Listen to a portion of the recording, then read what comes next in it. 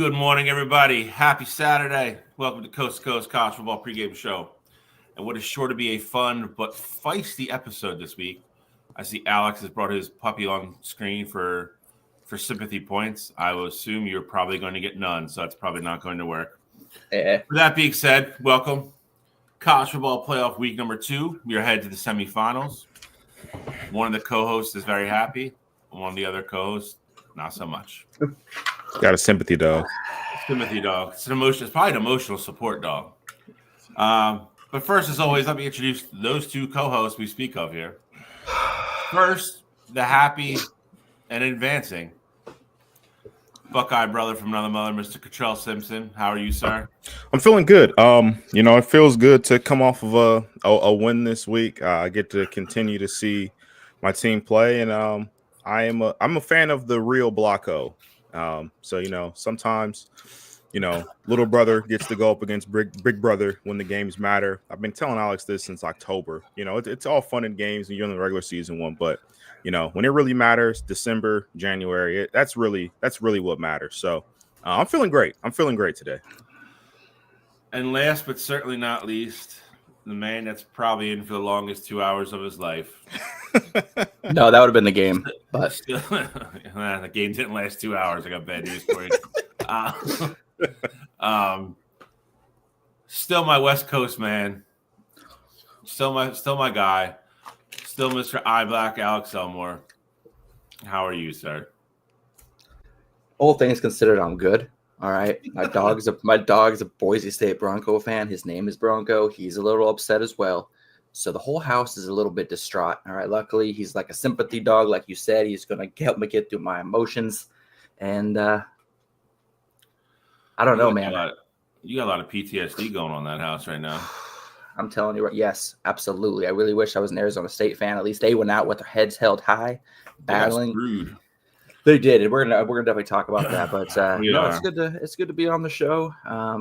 Whatever. Big Ten champs. I'm thankful that our O is not a block O because block O's are ugly as hell. But other than that, no, I'm good. I'm glad to be here. And Control maybe won last week, but I'm gonna win the moral victory, and that's with neither of us winning the Natty, so it's cool. All right. Well, as usual, we have a lot to get into. All kidding aside, we are on to the semifinals of the College Football Playoff. We do have to recap what happened last week. We got 2 huge games to preview coming up on Thursday and Friday. As promised to, we're going to get into the FCS championship game a little bit, which happens this Monday. We did not abandon the FCS. And we're going to go through our normal stuff. Obviously, we're going to start breaking the huddle here in a second. And unfortunately for some people, the Eliminator, there's been some more tombstones. Been a couple people that thought they were going to get to the top, ran out of oxygen. We got some more tombstones to put on the mountain. So that being said, let's get going. Alex, a little subdued this morning, but breaking the huddle, sir. Headlines, take it away. Shotgun, DC right, flip 90, dig. On the center, ready? All right, welcome to Break the Huddle. We're going to jump right out the gate with some NCAA news. Nothing officially has been announced. All that they are announcing that there is going to be considerations for the NCAA considering 5 years of eligibility for all sports. Red shirts don't matter. Injuries won't matter. You'll have 5 years to essentially, once you get on campus, you'll have 5 years to do what you need to do, get your playing time in. Do you think this is a good direction, kind of setting a limit, like it doesn't matter what goes on, like 5 years is what you get? Do you think that's kind of what needs to happen in this situation, or do you think that this won't pass? I absolutely effing not. I hope it doesn't. This is stupid. Stupid. Here we go. Okay, Bill, you go first. Then Cottrell, we'll hear your rebuttal here in a sec. This is stupid. We're already letting people just transfer and fly around the country as they like. To some degree, that's been, I don't want to say tampered down, but it's at least been put a little bit of a hold on it, other than extenuating circumstances. We already have these issues where you have kids in college eligibility 6-7 years now. It's too much. It's too much. If you have 4 and you have a legitimate and you have a red shirt, that's fine. Then you get red shirted. If you have an injury situation and you have to apply to the NCAA and get a medical waiver, again, That's fine. There's extenuating circumstances. I have no problem with that. You're going to have now kids. You can't have kids playing when they're not in school, which is essentially what's going to happen. If you have 5 years of eligibility, the schools are not going to want you to stay on campus for 5 years. And they're not going to push out their academics for that. So you're literally going to have kids their last year, if they're going to be a fifth-year senior, to sit there and play and take some they'll literally be taking like video game, and its effects on society. So they're in one class so they can play football. I hate it. Again, the extenuating circumstances, or if you're going to be a freshman, you get redshirted, that's fine. You become a fifth-year graduate student. This is one of those things where there's nothing wrong with the current system. There's nothing wrong. We already have kids. We've seen it. Cam Rising, Dylan Gabriel, all these kids that are in school for 6 years, which is already too much. Sorry, I'm not busting balls. It's just he's a popular player that everybody knows. He's been in school for 6 years. I hate it. I pray to God it doesn't pass. Yeah, and I couldn't agree more. I think that the way that the system is set up right now, it's quite literally perfect. I hated the JUCO change they made where you get the couple years included there and it doesn't count towards your eligibility. Look, my thing about it is that if you have these situations, so like let's say, player gets redshirted their freshman year, so that counts as one of their eligibility years. If they get hurt that next year, now they only get three years, and I don't know who this benefits here. And then to Bill's point, you got kids that are going to be completely eligible for all 5 years, and they're just going to play all 5 years. And they're going to essentially be on campus doing nothing. I don't know who this helps. I don't know why they would ultimately decide to do this. I guess the one thing that it would go against is that, the problem with having too many, I made the joke, you're going to have, so many 30-year-old players playing in college. I guess by having this, 5 years, no matter what, unless they want the JUCO, for 3 years, then that probably won't happen anymore. But for me, it makes no sense to do this. You're trying to fix something that's not broken. I don't really have an issue with it. 90% of the complaints out of Control's mouth are someone being 30 years old in college, and I think this would eliminate that entirely. I think they're going to work it out. I think they're not going to. I think the number is probably going to be 6. I think they're going to be 5 years of eligibility with 1 year waiver opportunity. I think, like I said, this is not official. Nothing's set in stone. They're still going to be talking about it. They haven't even introduced this on the floor yet. It's just on the docket to be discussed. So I think there's going to be a lot of changes that happen that we haven't even thought of yet. I like this, though, limiting how long you can stay in college. Like Cam McCormick from Miami just finished up at 28 years old in his 9th season. Cam Rising, he got given an extra year of eligibility. Alan Bowman, he was going to be 27 this next year in college. I mean, I like this 5-year rule. It's going to be interesting to see how they implement it. And this all honestly stems from Diego Pavilla's issue with him suing the NCAA for his extra eligibility. This is basically the NCAA saying, you know what, if we do this, it takes care of any of this in the future, so that we don't have to deal with this later on when some other kid finds another loophole to try to get more years. This just kind of takes care of everything, blanket statements, everything, so that they don't get any legal trouble later on. That's what I think is going on, but that's just my opinion. But it's interesting that you bring up Cam McCormick, and I mean, he had a regular red shirt, he had 2 medical red shirts, and then he had a COVID year. So I get it. He's old as hell. He's still playing college football, but I think those are the extenuating circumstances that Bill is kind of referring to there. I personally, I don't have a problem with Cam McCormick and how long he was in college because of what all he had to go through, 2 multiple ACL surgeries, obviously a regular red shirt, like I said, and then you had that. Everybody got the additional COVID year if you were in college at that time. I don't have an issue. I also don't have an issue as well with Dylan Gabriel and how everything happened with him, because he also had a medical red shirt, and then he also had a COVID year as well. It's fun to make fun of him because he is so old, but I don't have an issue with how he got there. I don't think he did anything against the rules or was cheating the system or anything like that. It's just fun to make fun of him because he is old. So you bring up these players, and it's I 100% understand why they are playing. I think The only thing that this would help for me is that I feel like there are a lot of times where teams play the red shirt game of, hey, we got to make sure we got to be very strategic with, what games we put this player in, things like that.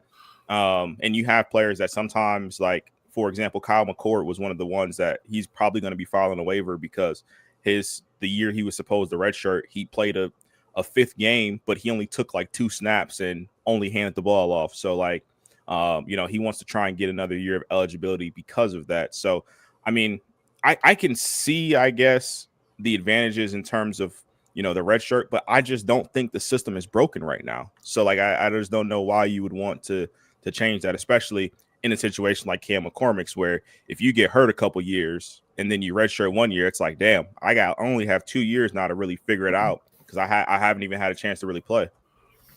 Yeah, this is one of the things where the NCAA actually kind of does it right. So again, to Cottrell's point, it's not broke, don't fix it.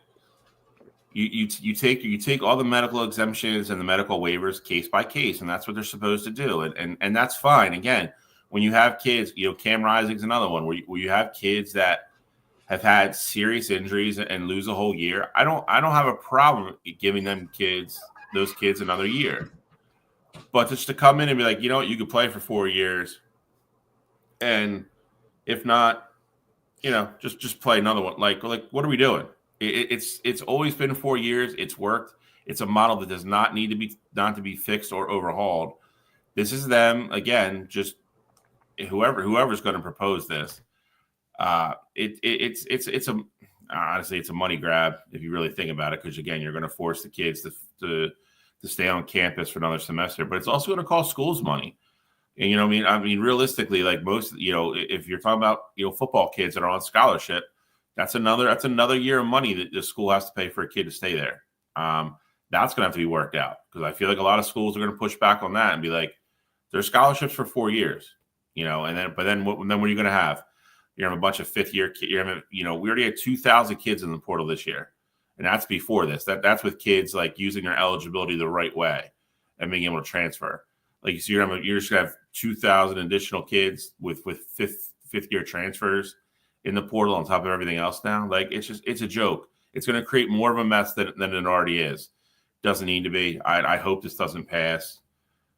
If it does somehow find a way to pass, I almost kind of hope that they and they won't, but I hope they reinstate the sitting a year. Because I'm not a fan of sitting a year when you transfer, but I just feel like if we do switch over to this model, you're gonna have, like you said, a ton of kids that fifth year, like, just going anywhere. Like, and I just I'm not a fan. Same. I want nothing to do with this. Well, it's going to be discussed this spring, so we'll see what comes up of it. I'm sure as soon as they discuss anything that comes out, we're going to hear first thing, and we'll make sure to update you guys here. But that's all the NCAA news. We're going to go more to team-specific issues, and that's going to be Cam Ward drama. Cam Ward played the first half of the Miami-Iowa State bowl game, ultimately beating or tying the touchdown passing record for a career, and then being taken out in the second half for backup quarterback Emory Williams. And then at the end of the game, 50 seconds left, 1 timeout remaining. Cam Ward has made a name for himself this season on last drive comebacks. I think he's had 3 or 4 of them this year alone. This would have been a perfect spot for him to come in, help his boys take the W this to end the season. Ultimately did not end up going back in. And Iowa State ended up coming back and winning that game 42-41 against Miami on December 28th. Now, I've done a lot of research on this topic, so I'm very opinionated here. But let's start with Bill and Cottrell. What do you guys think of this Cam Ward situation? Ironically enough, we talked about this on Wire to Wire. I hate it. I hate the optics of it. I hate the decision he made. I have a hard listen. He's going to be a high pick. I understand the injury concerns. If a kid feels like he shouldn't play because of injury concerns and getting ready for the draft and hurting his draft stock and possibly taking a lot of money out of his pocket, I'm all for that. I don't always agree with it, but I respect the opinion. It's their bodies, it's their choice type thing. However, if you're not worried about any of that to play in the first half to break a selfish record, to put your name in the record books, and then you bail on your team in the second half, that I do have a problem with. I think it was selfish. Miami's kind of trying to do damage control in this because the optics of it are terrible, and they should be because it's terrible. If you're worried about getting hurt, then don't step on the field. And again, I don't necessarily agree with it, but I respect it. Don't play the first half, get your name in the record books, and then bail on your team at halftime. And then come back to you and be like, you know what, dude, it'd be really special to send this class out. We have a chance to win this football game. You know, you kind of go back in and be the hero and be like, nah, I'm good. Hate it. Don't like it. I don't think it's good for Cam Ward. I'm being honest. And again, the fact that Miami's trying to spin this tells you all you need to know, that there's probably a lot of negative heat around Cam Ward with it. And there should be. And I promise you this, come draft time, when he talks to teams, they're going to ask him about this. It's going to come up, and it should. And he should have to answer the tough questions. So for me, like I said, we talked about it on Wire to Wire. I hated it, still hate it, don't like it, don't think it's a good look for him at all. Not a type of dude I want leading my football team, if I'm being honest. So for me, it's I've really been going back and forth with this because even from last night, like I feel like I have a different opinion on it. I think it is an awful look for him, you know, when you ultimately, you know, pull yourself out at halftime. But the flip side of that, though, is that I think this is something that everybody knew coming into the game, everybody in the Miami program. Like, this isn't something that just happened where he was like, hey, I'm going to break the record. Like day of, he was like, I'm going to break the record, then I'm not going to play. I think this was something that was very planned out, and they knew, hey, hopefully, you know, we get a big enough lead, and then our backup comes in. We're going to see what we have for next year, and we're going to try and go from there. And ultimately, you know, he got the record, and then he set out at half. And the other thing for me, though, is that this isn't something that's unprecedented. Like, we saw this, we've seen this years past in bowl games. Like, we've seen it last year with Bo Nix at Oregon, like in that Liberty Bowl game. We've seen it last year as well at the LSU Bowl game. Malik Neighbors and Brian Thomas Jr., they played the first half and didn't play in the second half. So it's not something that's unprecedented to, you know, still want to go out there and play for your team. In this case, Cam was going for a record, which is, in my book, I think that's okay, especially if the whole team is okay with it and you have those conversations beforehand. But Bill, to your point, though, about the optics looking bad, I 100% agree with you, because if this was the case the entire time, they should have had Cam, like, just as like a precaution in case something like this happened at halftime. They should have had Cam get out of his uniform, you know, put on street clothes. So then that way there was no debate about, you know, was he coming back in the game? Was he not coming back in the game? Things like that. But when you have him on the sidelines warming up, and, you know, you have him right next to the coach, and you know the optics of the game where it's like, hey, we're down, we got 50 seconds left, we're trying to lead this comeback, and you have Cam in full uniform and he's right there next to the head coach. It's like, dude, why aren't you going back in the game? You were one of the Heisman finalists. Like, why are you not a competitive person? Like, I think the optics of that look very bad, and so I'm really torn. I think it's okay for the decision itself, but I also think Cam and, you know, Mario Cristobal, they handle it absolutely awful in terms of, like, now we're having these conversations. I think if Cam would have went in halftime, got, you know, put on the street clothes, and we just knew that was the end of it, he would have been fine. Like, I don't think we'd be having this conversation. But the fact that he was right next to coach, you know, he's warming up, and then he doesn't go back in the game, it gives you a lot of question marks with him. You know, I said this last week of what I think of bowl games. Obviously, non-college football playoff games to me are a celebration of the season and a look into the future of the program. And that's exactly what Miami did. I have zero issue with Mike Cam Ward not going back in the second half. He got his record the first half, but Mario Cristobal came out immediately after the game in the press conference and said, hey, this was the plan all along. Our plan was to get Cam Ward in there, get him some reps for the success of the season that he had. We're either going to let him play one quarter or the first half. It was going to be based on the game.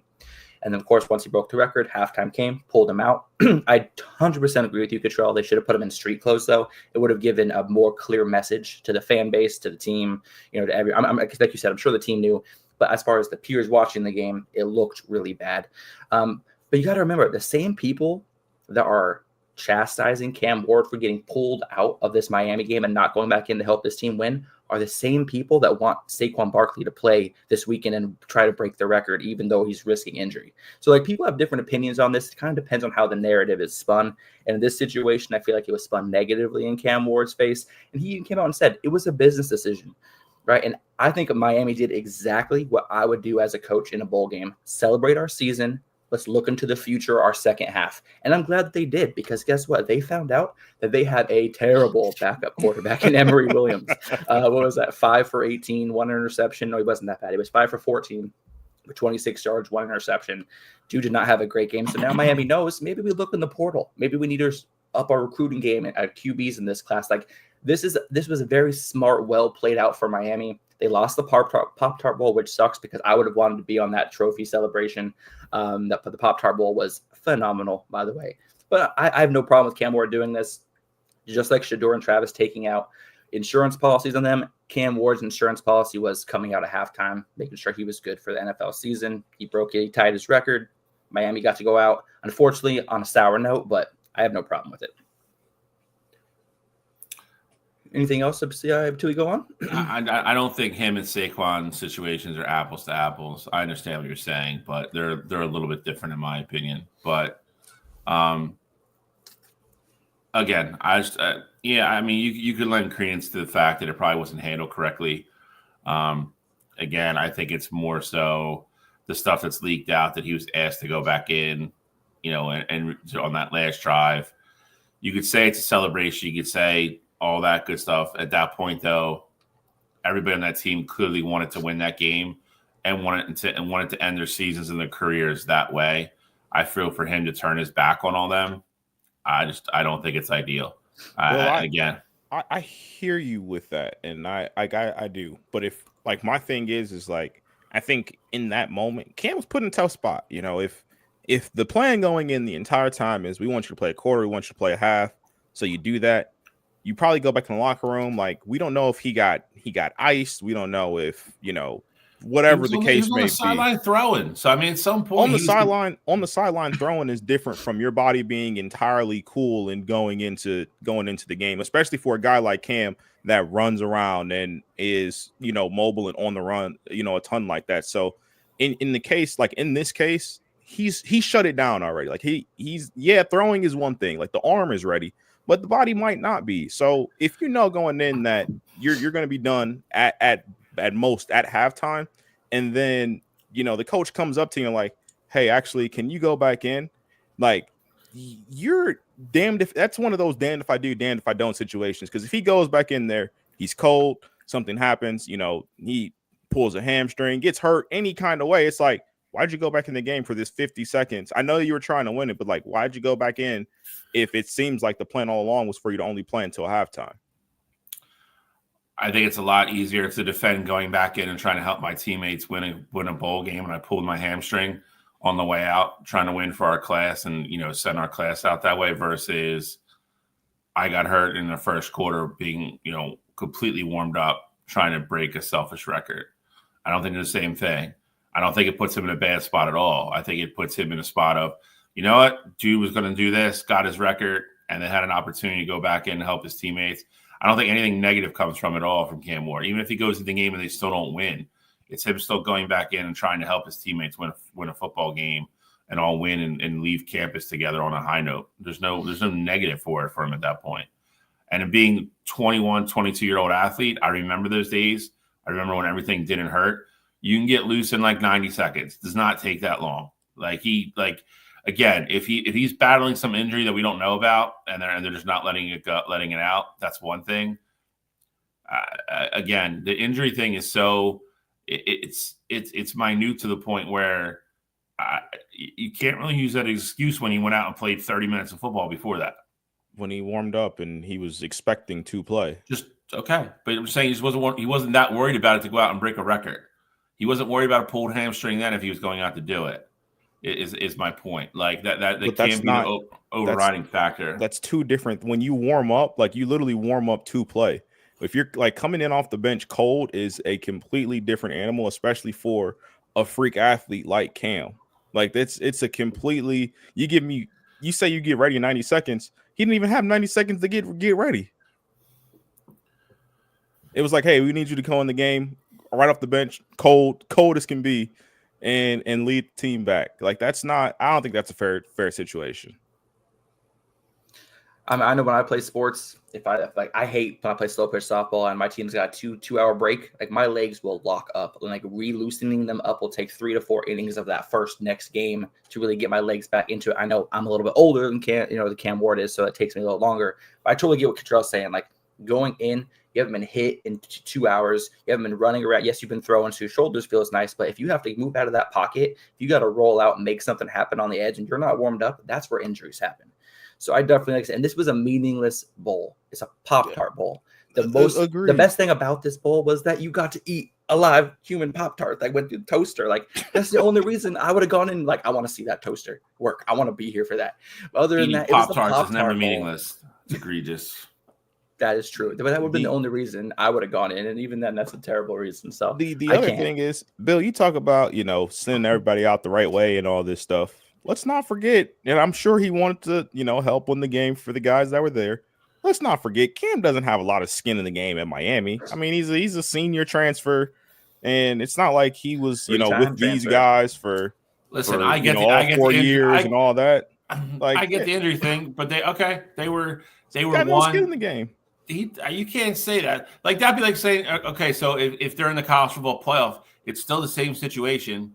It's still the same. Yes, it is. He's still playing. He's so close. He's still playing. I'm not saying he wouldn't sit out. My point is the camaraderie and the connections and the bonds are the same. To win, yeah, you're right. Yeah, yes. Okay. So you play to win a game. That's it.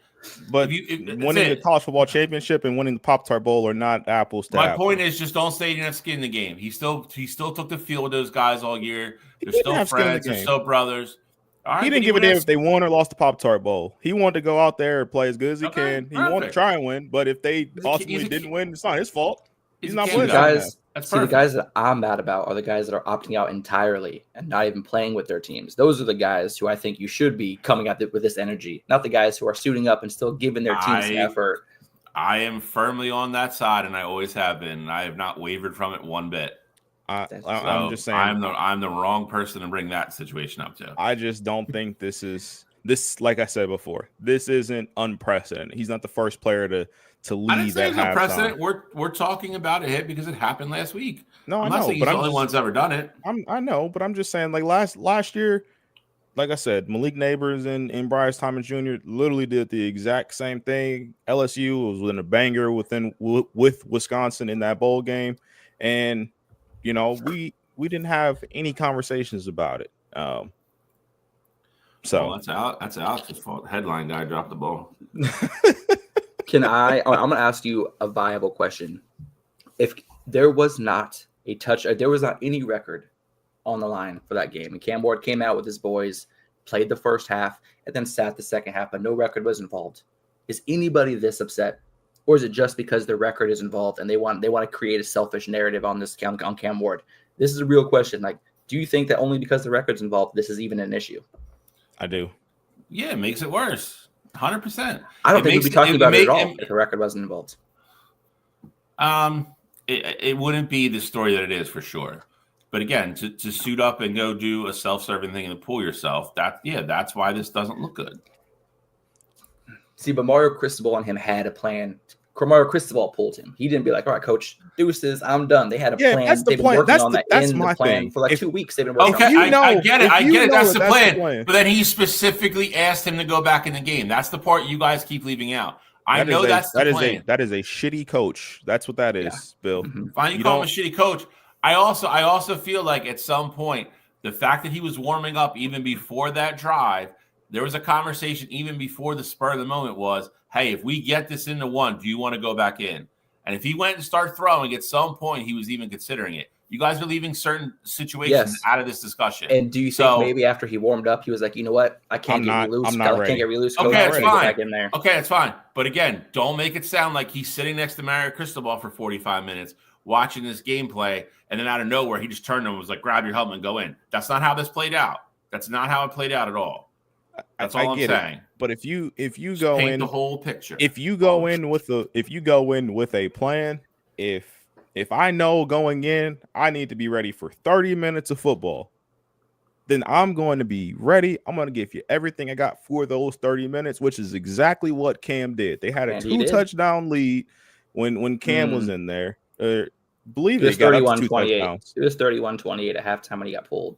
So he But got pulled with a 3-point game. At a point though, they were up. Weren't they up 2 scores in that game? Like early? No, they were down 7 in the first quarter, 21-14. So they were battling the whole time. Yeah. But yeah, Cam did exactly what he was supposed to do. He stuck to the script there. So I mean, I just think that's ultimately on Cristobal for making this look as bad as it does. And look, I don't want to take any more time on this. I feel, Bill, do you have any final thoughts on this before we move on to other things? No, I just feel like the way they even communicated could have helped Cam probably even more so than the way it was. They kind of took like a very like blunt approach to it and left certain details out where, like, again, the conversation we just had, if he was like, hey, it was kind of joked about at halftime, but in the fourth quarter, it looked like we might have a chance. Cam started throwing because he was reconsidering going back in. And then, you know what, he thought about it and was like, you know what, I'm not loose or I'm not this. I don't, you know what, if you relay all that information, it kind of leaves reporters nowhere to go in regards to what they're going to report. When you leave all that out and then they start digging and kids are like, yeah, like I heard he was going back in and he was sitting there, he put his helmet back on. He was getting ready to go back in and win the game and then decided not to. That also helps build the narrative when you don't communicate clearly what exactly happened. So again, you explain all that. It doesn't necessarily then become the media jumping on Cam Ward. Then it becomes, you know what, some of it does go back to, you know what, well, Mario, like if that was the plan, like why did you even ask him? Like then he's got to answer that question. But instead everybody's like, where the hell's Cam Ward? I want to talk to Cam Ward. Like why didn't Cam Ward go back in and help his teammates? Like they almost like added fuel to the fire by the way they communicated the whole thing. That's part of the problem too. God bless you down there. Thank you. What is going on? All right, this is a very contentious point. People have been arguing both sides for last week or this whole entire week. So I did not expect us to be any different than that. So I'm glad that we had good conversation around it. Any last thoughts on Cam Ward, Cottrell, before we jump over to some Arizona State, Texas targeting issues? Nope. I'm ready. Let's do it. All right. Well, as most of us have seen, we had the college football playoff games this last week. Arizona State and Texas kicked us off on New Year's Day. Fantastic game. Amazing game. Texas was up early. We're going to review this game, so we won't get too much into the details, but Arizona State was able to kind of have a chance to win the game at the end of regulation. There was a very hard hit. Obviously, this game was a very hard contact hitting game. I loved watching it. But there was a call. There was a hit, as you can see in the picture on our newspaper here, that very much appeared to be targeting by definition of the rule. And for those of you that don't know, targeting refers to a rule that prohibits players from making forcible contact against an opponent with the crown of their helmet. And that's and that was made for player safety in order to reduce concussions, brain injuries, things like that. As you can see in the picture, you can very easily see that the crown of the helmet is being used in the tackle of the Arizona State player. There was not a targeting foul called, which would have extended Arizona State's drive and given them an opportunity at a field goal had they, gotten one or two more first downs after that. Instead, it ended their drive completely, having them give the ball back to Texas in regulation, ultimately going to overtime and losing. We all watched this game. We were texting about it. This was easily targeting by the definition of the rule, and they didn't call it. What is our opinion on this? I mean, this definitely impacted the outcome of the game. I mean, do you think there should be punishment for the refs in the future, or what made them not call targeting in the first place? This is the problem with this. I don't care if you punish the refs now; it's still not gonna fix what possibly could have happened, and that's Arizona State moving on to the semifinals. Still think the refs should be punished. This is so bad. Like I don't even think it's the refs when they teach this. It's well. I mean, they're a big part, but they missed it. They didn't even call it. But again, to Cottrell's point, it's even worse than when you then have senior officials literally looking at it over and over and over on a replay system and being like, you know what? Nah, we're not going to call this. This is literally like when they call the refs in the beginning of the year and like go over the new rules and everything and go, hey, let's give you a few examples of targeting. This would be number one. This is, like Alex said, using the crown of your helmet to make contact with another player. Check that box off. Against a defenseless receiver or runner catching a football. Check that box off. Forcible upward movement towards the head or neck area. Check that box off. Like I still haven't. They haven't released it. I still haven't seen anything why anybody was like, this isn't targeted. Like it's a joke. And again, I hate to say it because I'm never ever the conspiracy guy, but it's just really hard for me to believe. Other than the fact they badly wanted Texas to move on because it's a huge program. Why this wasn't called? It checks off every single box that needs to be checked off for this penalty to be called. It was then looked at, reviewed, slowed down, looked at by people in the booth there, in New York, wherever the booth is. Every other referee, analyst that's on for the NFL and for college football, everybody was like, it is targeting. It's 100% targeting. This shouldn't take long. This is as easy as it's going to get. Guy comes back, no targeting. Like it's a joke, man, and that's why people think these games are fixed. I'm sorry, and this is the type of stuff that gives those people a louder voice. It gives them credence. You can't look at that and say it's not targeting and think the only reason it's not called is to give Texas a chance to stay in that football game. Sorry, it's what it is. I'm not saying again. I said it last night on the other show on Wire to Wire. By all means, I'm not saying the kid from Arizona State makes the kick. He was kicking the ball all over the goddamn field. I don't know where that field goal attempt was going to go. But you can't rob the kids of the chance. You can't rob that kid of the chance to win the game and get redemption for the stuff he missed earlier in the game. And that's what they did because they didn't want to take the chance. They take the ball out of Arizona State's hand, and it goes back to Texas. It's a joke. It's a disgrace. To Cottrell's point, other people should probably be fired too. But the refs didn't even call it. There was no flag thrown on that play. And to me, that's what makes it worse. So there's no flag thrown. The kid's obviously knocked unconscious, so there's an injury timeout.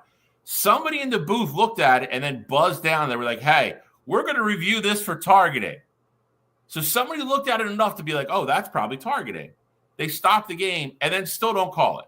It's shameful. It's awful. I feel awful for Arizona State. They played well enough to win that football game. It sucks.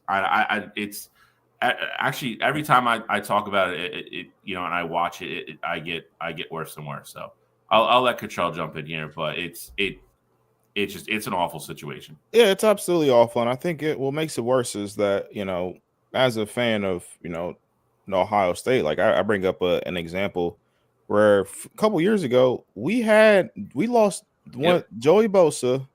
His last college football game, or it might have been Nick. It was one of the Bosa brothers. Last college football game because they used the crown and hit Trevor Lawrence in the chest. Like it went through his chest, crown of the helmet, letter of law, got ejected. I hate the rule, but it is what it is. So we've seen, and that's just one example, but we've seen so many scenarios that have been way less egregious than this, where it's like, a helmet to the hip or a helmet to the chest. And these players are getting ejected for it. And this is, like Bill said, this literally checks off every single box of targeting. It needs to be one of the criteria to be called targeting. And this one actually checked off all three, and they don't call it. Just even look at the screenshot here. Look at the graphic. I mean, you don't get more textbook than helmet to helmet contact, forcible contact to the head or neck area, and a defenseless receiver. And the launching. You can't see the launching here because it's just a picture, but the launching made it even worse. So for me, I just think this is a black eye for the NCAA, and I think you need to have one. I think we need to start doing it like how the NBA does it. Come on with your 2-minute report. I need to see why certain things were called, why they weren't called. Because Alex, I don't know how you feel about it, but I feel like the Ohio State-Oregon game was a little egregious both ways. I like that they didn't throw a lot of flags in it, but there was a lot of holds that we got away with. There were some holds that Oregon got away with, and they were just like, muggy. I just saw the Ohio State holds, but I got you. We're just letting the Jack Sawyer was getting. They were trying to dance with Jack Sawyer all game. But that's because you guys brought Nick Bosa in, put him in a Jack Sawyer outfit, and said, "Go have fun, kid." That's what it looked like for sure. Yeah, you might be onto something on that one. But yeah, no. So I mean, I think officiating as a whole, like it's one thing to say let the kids play, because I'm a big proponent of that. I always say I want the kids to decide the games and not penalties. But I mean, when you have a situation like this, you can't let it go. This is letter of the law. As much as I hate the rule, I am no targeting enthusiast. I don't want it to be called, but I mean, this is just so egregious to miss that I don't know what we're doing here. And I think the other part of it too, like my last point that I'll make on it is, Bill kind of mentioned it with the Arizona State kicker. There is no chance in hell that I'm just super confident about trotting this guy out there, even to make it if it's a 35-yard field goal. Like, I don't have the confidence that he's going to make it, but he deserved that opportunity to at least try to do so. And you never know, with the way Scatterboo was running the ball and the way Levitt was able to scramble out and make plays with his legs, like maybe they get closer. Maybe it's only like a 25-yard field goal after another play. Like, you got to remember, there was still like 40 or 50 seconds left on the clock when this happened. So there was time to still move the ball closer and make plays. So I think for me, it's very damning on the NCAA. Real quick, Alex, before you jump in, two things for me. Everybody keeps bringing up the people that are defending this. Obviously, they're all Texas fans, but they keep saying, "Oh, well, that point in the game, blah blah blah." Cottrell brought up the perfect example of what goes against that. If you're not familiar with it, go YouTube the semifinal of Ohio State versus Clemson and watch what Bosa gets thrown out for. Again, Cottrell said it pretty honestly. To the letter of the law, was it? Yeah, probably. Nobody got hurt. Go watch that. And then rewatch this, and you tell me which one is more dangerous for the kids. You tell me which one is more likely to inflict injury, and you tell me which one was more deserving of an ejection. And if you come back and you can honestly tell me that what happened between Ohio State and Clemson is worse, I don't even know what I'll say. But they are night and day, and they took again a very high profile player in Bosa and just throw him right out of the game. And again, to Cottrell, I'm in the same boat. I think targeting the rule itself needs to be tweaked. But that being said, when you get a clear example of this, and like Cottrell said, you only need to check one box for them to eject you. Literally, all three of them are checked here. And if you want to argue on the launching one, like some people have, okay, fine. 2 out of 3. Fine, exactly. Screw it. I'll give you the benefit of the doubt, and I'll say he didn't launch. The other two are undeniable and clear as day. Gone. 15-yard penalty. And like I said, and Cottrell just said, there is no confidence in myself that even if you throw that kid out there for a 40-yard field goal, he's going to make it. But you robbed Arizona State of the chance. You manipulated the way the end of that football game was going to end. That is a huge problem for me. And I understand the 2-minute reports, and I get all that. I went on this mini tirade a couple weeks ago. I am tired of everybody that's in these games, have it be basketball, have it be football, whatever. All the people that have a chance to affect the outcome of the game, if they don't do their jobs right, they either get fired, they get benched, they get suspended. Everybody has repercussions except for the umpires or the referees. It's got to change. You got to start. Whoever this final decision was that this wasn't going to be targeting, like, bro, you're not working a Big Ten game next year. This was a Big Ten. I believe it was a Big Ten crew. Like, they shouldn't get a game. Like, the head referee should be suspended for a year, or at least suspended for a couple weeks, no pay. Like, you want this stuff out of the game, and you want people to think these games aren't fixed.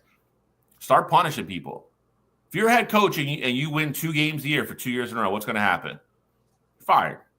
If you're a player, you're a quarterback, you can't throw complete passes, what happens? You get benched. Everybody has repercussions. Referee blows a game, what happens? Nothing. They go back, they get changed, get in their first class plane. Exactly. Like, it's got to stop. It's got to stop. Like, hey, you know what? This guy missed this call. He's not reffing a game for 2 weeks. We docked him 2 weeks pay. And it's one thing to miss a call, but when you get to see it on replay, yes, like that's the issue. Like like for me, I have no issue. Well, I'd be upset, but I'd have a lot lower issue if they don't call targeting on the field. It just doesn't get reviewed, and it's just one of those plays that like we look back and it was like, oh, that should have been called targeting. But to actually get buzzed down and to look at the video and then come out and say, you know what, that's actually not targeting. Like that's what makes it egregious to me. And this is what I'll say. People, and there are too many people that watch sports on TV and think what they do is an easy job. It is not. I've umpired baseball, even softball. You don't realize how much faster things happen in person to the naked eye. You're going to miss things. That's human nature. Things happen too fast. These kids run too fast. They move too fast. They're crazy good athletes. Pitchers in baseball now are throwing 99-mile-per-hour pitches that move, 6 to 8 inches. It's hard. But to Cottrell's point, when we've now given you the tools to be like, you know what, let me double check that. I can slow it down and look at it to see what it really was. You can't get it wrong anymore. There's no excuse. There's none. And again, this came from the goddamn booth. They missed it on the field. This came from somebody in the booth was like, that's targeting. Stop the game. And then they all got together and they were like, nah, just kidding. It's not. Like, that's why people are like, this game is effing rigged. There's no way. There's no other explanation for it. There's no other. You could look at that and say it's not targeting. I'm done. And and shout out to Kenny Dillingham. I mean, after the game, he came out. The reporters instantly wanted him to chime in on the situation with the targeting call, and he honestly handled it with class. He's like, I don't want to comment on something that I clearly don't understand, so I'll need to get further information and learn about the rule a little more so that I can understand what targeting truly is. Because under my knowledge, I thought this was targeting. So let me look into it a little more before I comment. That was probably the best media response you could have had in that situation, because I know I would have been absolutely egregiously mad. I would have been calling out all the refs. I would have been saying this was rigged. I would have been demanding a replay of the game. I would have been extremely upset. So the fact that he was able to kind of keep his cool, answer it properly, professionally, and keep his calm, I think Coach Sanders said it right when he said he represented the Big 12 really well, especially in that moment. I will say this. He understood the rule because they showed when they didn't call it, they showed him yelling at the ref and saying, he said, that's effing bad. I give him credit for going into that room and praising his players and the football game and not making it about that for them. That's being a great head coach. Better man than me. I would have went to that press conference. I would have thrown shit. I would have raised hell. There is no way I'm sitting down at that press conference that calm when I get asked that question. So to your point, I give him all the credit in the world, all the respect. I think he answered everything perfectly because I think he made it about the season and not that play and how far they'd come and what they're building and all that. He handled it with class. Better man than me. No way. And then John Klatt, I was watching, I was going through Facebook Reels the other day, and John Klatt had a little 30-second reel I was watching, and he was saying that he thought that had this play happened in the first quarter, second quarter, or even the third quarter, it gets called targeting. But because it was a game-impacting play that it could affect the outcome one way or the other at that point in the game, that is one of the reasons why they did not call the targeting, not because they were favoring Texas, but because they didn't want to call a game-changing call like that. Do you think let me play devil's advocate here? Though. Arizona State did that. Correct. If the roles are reversed and then Texas is driving to win the game, does that get called? That's a good question. I don't know. That's why I brought it up. Because promise you it does. Same. Promise you. We would have came back from commercial. You would have saw the ref walk out, take his little flag and drop it on the ground and call targeting. That's what would have happened. There is no way this gets let go if it's against Texas. None.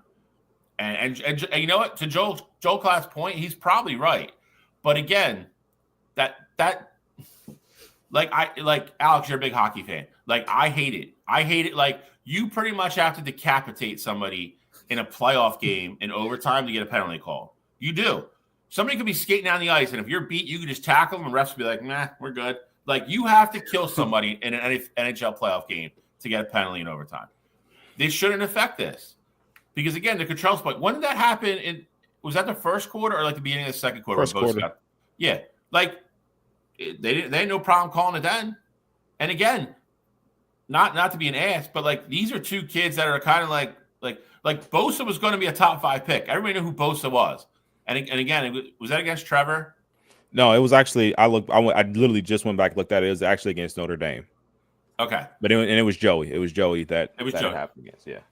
So first quarter, star player, right out the game. So again, there's precedent for it. It shouldn't matter. It shouldn't matter, and it shouldn't matter when it's that bad. If you put the Joey Bosa one in the fourth quarter, then it's like okay, like not that we should stop and think this way, but like I could understand there being pause. Like, are we really going to throw Joey Bosa out of the fourth quarter of this game for something that's by the letter of the law? Yeah, didn't create injury, didn't knock anybody out. Like, I could at least understand that conversation. This is not that. That's not what this is. The kid was knocked unconscious, checks every box of the rule, and it was the program that everybody wanted to see in the semifinals. I don't care what you say. Arizona State, cool, fun, feisty. We'll get into the recap here in a second. We'll stop talking about this, but this is why people scream. This is why people yell, and this is why people think games are rigged. This is a perfect example why. And it's hard. It's hard in this situation. It's hard to look at them and be like, "Come on, we know they're not rigged." Like, you can't. You just can't. Like, this is a situation. Be like, you might be right. I can't defend this. I don't know. Sorry, it sucks.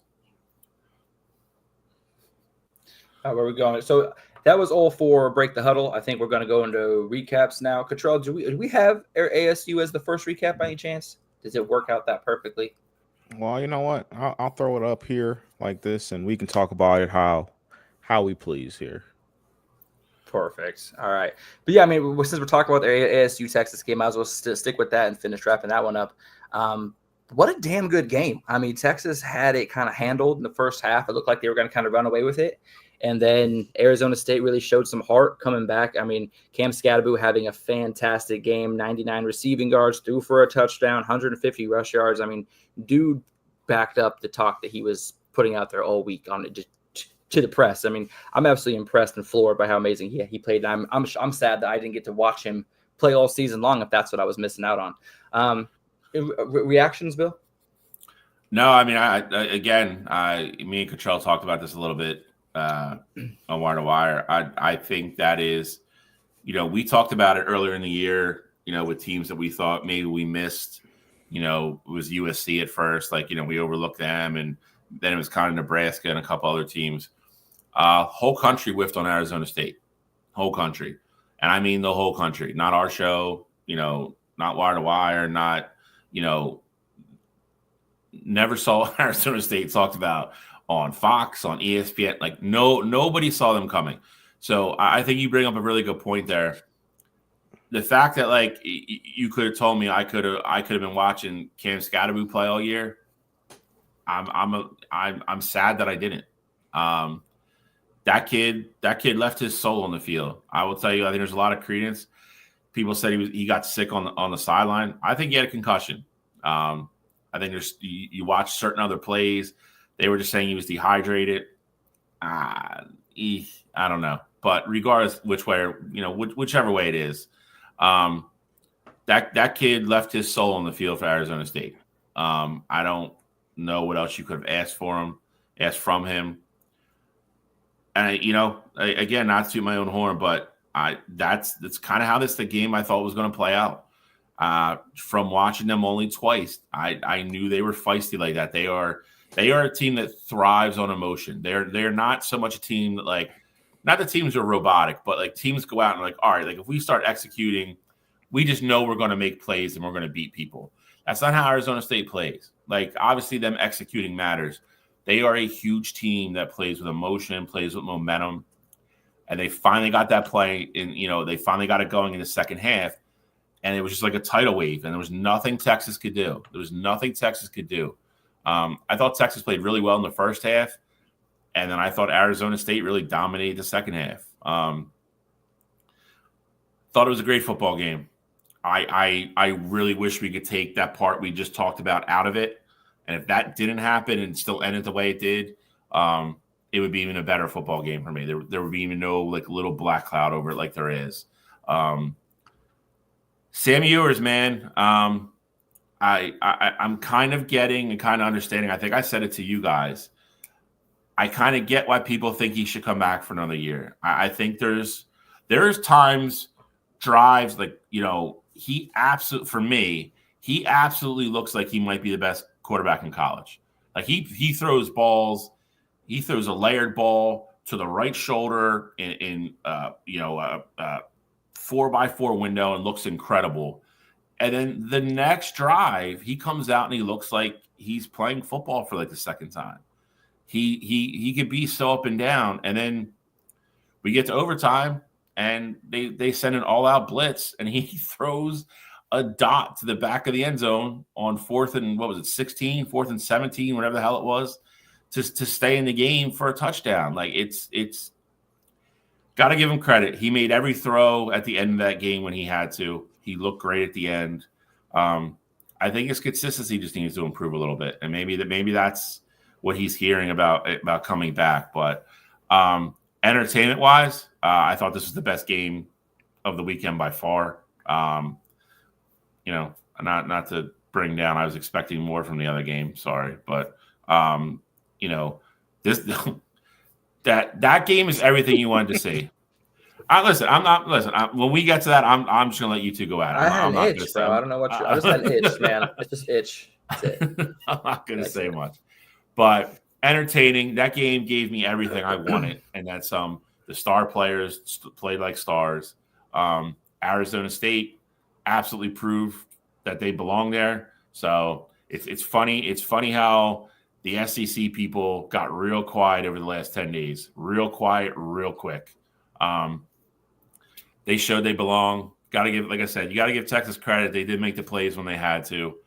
Quinn Ewers back-to-back possessions just went nuts. 3 great throws actually. And they pulled off the victory, and it's I hope Arizona State, to Alex's point earlier, I think Dillingham is a great hire for that program, to really straighten them out and be able to grow with that program. He's young. He's like 35, I think.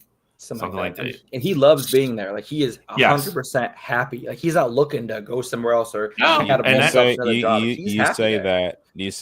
I know when that job opens. But right now, everything's good. It's still a great hire for them in that they gave a kid a chance. And I say the kid because he's freaking younger than me.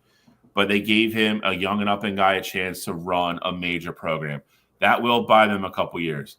However, to Cottrell's point, he does this 3 or 4 more years, and then Florida opens or something, he's gone. Like that. it's just the nature of the beast. It's the way it's going to be. But that being said, for the next couple years, they have their guy, which is great. A young guy that team is obviously bought into.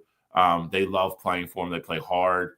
I keep saying the word feisty and chippy, but that's how they play.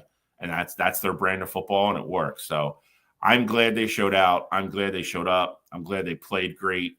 Again, you got to tip your hat to Texas. I think they have a lot to clean up before next week. A lot to clean up for them to be ready for Ohio State. But played well when it mattered. And that's really it. Again, I don't want to make it more about Arizona State, but I left more impressed with Arizona State from that game than I did with Texas. Okay. Go ahead, Cottrell. I was just going to say, my biggest takeaway from this game was that, this, and not even just this game, but just in general, the college football playoff, this is the perfect example of why the 12-team playoff was needed. You look at a team like Arizona State, they got the 4 seed because of, them winning their conference, but they're sitting at number 12. You seen Clemson the week prior, they were sitting at 16. And, you give these 2 teams a shot, and they give a team like Texas, who is really the 3 seed. I know they're sitting at 5 college football playoff ratings, but they're the 3 seed, in all of college football, and they give them two great games. I think Arizona State, you talk about the Indianas and the SMUs and how those games were blowouts, but I think Arizona State is the perfect example of why this needed to get expanded to 12 teams. I know they ultimately didn't win the game, but when you have competitive games like that, I mean, if Arizona State ultimately does win that game, then we're having a completely different discussion today. So I think that they did a great job of proving that, even with the blowouts that happen, blowouts are going to happen no matter what. No matter how many teams you have, blowouts are going to happen. When you have 4 teams, blowouts happens. You had, BCS days, you had Bama blowout Notre Dame in the national championship. So, it's just going to happen when you have, certain teams facing other teams and they're just flat out better. So, for me, I think this definitely gave the NCAA all the vindication that they needed, that this is the right thing to do. As for the game, though, I think with the way Texas looked, I just don't know what I'm going to get from that Texas team week in and week out. Like the game against Clemson, they ran the ball very effectively. Both of their backs had over 100 yards in it. Quinn didn't have to do too much, but he took care of business when he needed to. This game against Arizona State, it felt like early that Texas was going to run away with it, but Arizona State just really stuck around. And then, some momentum plays started building up. They got a turnover. Scatterboo he threw the touchdown pass. He ran a couple in. Like, this was a very entertaining game to Bill's point there. And so I just think that ultimately Arizona State is in a very good spot. Scatterboo is going to be leaving, but they get Levitt coming back next year. Obviously, Dillingham is going to be leading that ship there. And when you have performances like this, you probably are going to have some success in the transfer portal as well, because, players should want to come play for Dillingham there. So yes, absolutely. You tip your hat to Texas. Ultimately they took care of business in that overtime, but Arizona State 100% showed that they belonged in this playoff. Yeah, and just a couple numbers to put out at you: 17-29. That's how many first downs each team got. Arizona State outgained Texas by almost, what was it? It's almost 200 yards on offense. They ran 97 offensive plays versus Texas's 60. They controlled the ball 37.5 minutes to 22.5 minutes. If you look at the box score, Arizona State just outplayed Texas. And yes, I know a lot of it was that second half, but Texas needs, especially going into this Ohio State game, which we're going to preview later. One thing I saw about Texas is they got to, just like you said, run the ball early. They were constantly finding themselves in third and medium, third and long situations, which is why Quinn was able to kind of have 322 passing yards on 20 attempts. Is they had a lot of third and long situations that they had to capitalize on. And yes, they were able to do that and ultimately led them to win the game. But Arizona State absolutely 100% outplayed Texas, especially that second half, really exposing Texas's defense and how you can beat that team. I think it was a fantastic game. I'm excited for next year's Big 12. This is another team to throw into the mix that is going to be, in contention for that Big 12 title for the next couple of years at least. So, future is bright for Arizona State. I'm happy with how the game went. It was nice to open up, especially after all the blowouts in the first round. It was nice to open up New Year's Day morning with this amazing game that we got to watch. So it was nice little. I think the funnier thing is too, everybody was kind of writing that game off too. They were. Everybody's like, 1 o'clock game's gonna suck. Like, it kind of did at first. So like, if you started watching it and you turned the game off, you're probably like, oh, yep, see, going exactly how I thought it was going to go. You probably went, took a nap, woke up, and you're like, what the hell? This game's in overtime? And you got the old, then you got Corso, baby. Not so fast, my friend. Let's go. Let's do Penn State Boise next. Okay. Let's see. What was the score? I can pull that up. All right, so Penn State Boise. That game kind of, was anyone really surprised? I think since the announcement that Boise State was in Penn State's bracket, I think everyone kind of had Penn State really kind of taking care of business in that game. Anything kind of surprised you, though? Like, did anything really catch you off guard with how Boise State was able to battle? Did you expect Gency to have a better game, or do you think Penn State had a great game plan? I think for me, it was really more so that I think Penn State had a great game plan. Like, I was like joking with you guys about Ashton Gency, but if we're being honest, Gency still had a decent game. Don't look at the numbers, but look at what he was able to do. Penn State was in the backfield basically the entire game, like before he even got the handoff, and so If you look at the numbers, like his averages were way down, and he only had he had less than 115 yards in that one, which is his lowest game of the season there. But if you look at how many tackles he actually broke or just yards after contact, he had a pretty good game, all things considered there. But I think for me, the one thing that I don't want to say surprised me, but in a sense surprised me, that really should have been the game plan the entire time. You think defending Genty, you load up the box and you make Maddox beat you, but that wasn't the case in a lot of their games so far this season.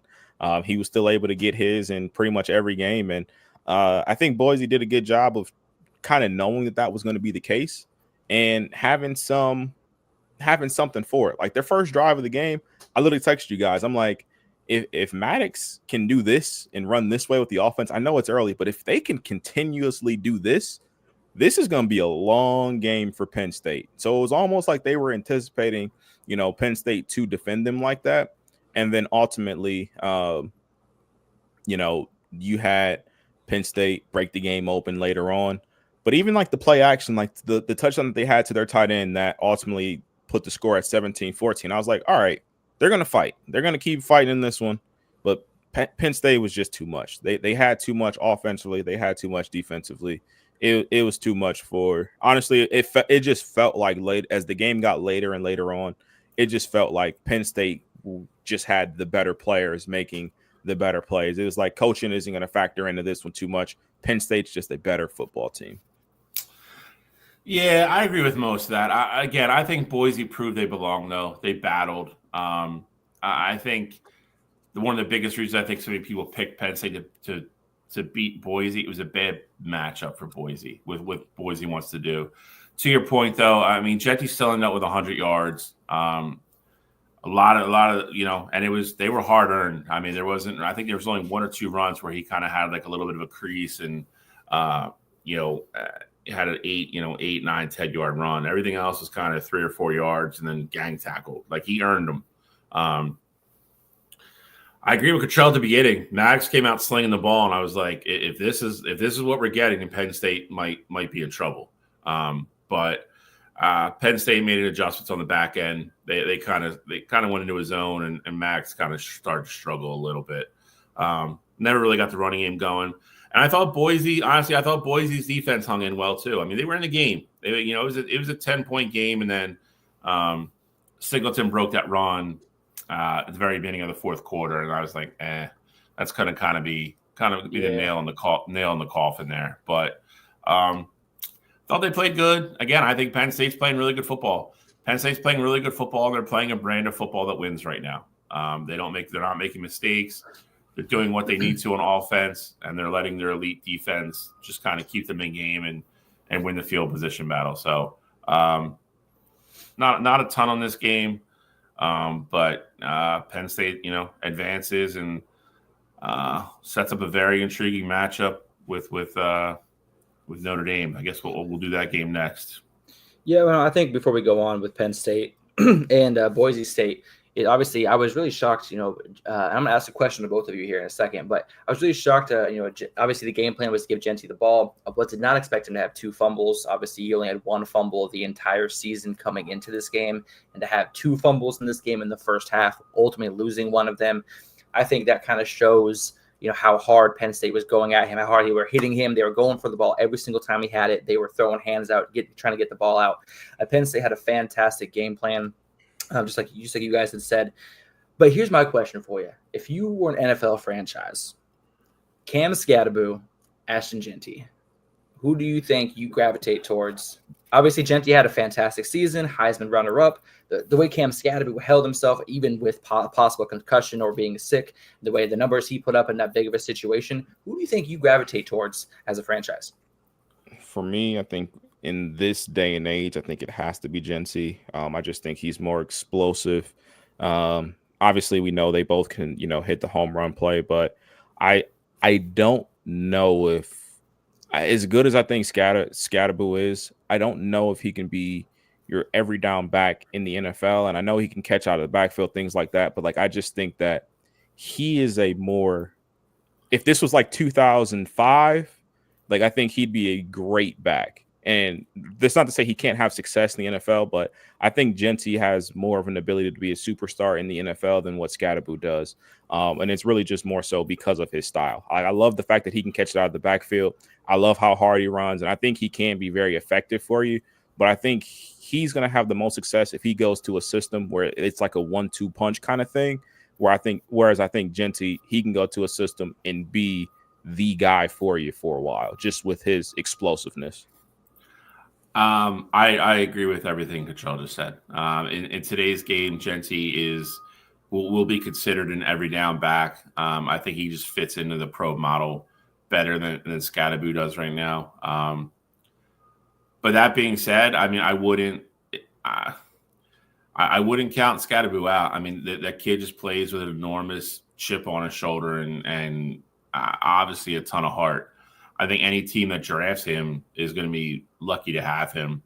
But to Cottrell's point, I think you're fitting him into a little bit of kind of like a niche situation, depending on how your running back room is currently constructed. Whereas Genty's a guy that you can draft and know a year or two from now he's probably your every down back. So for me, I would take Genty.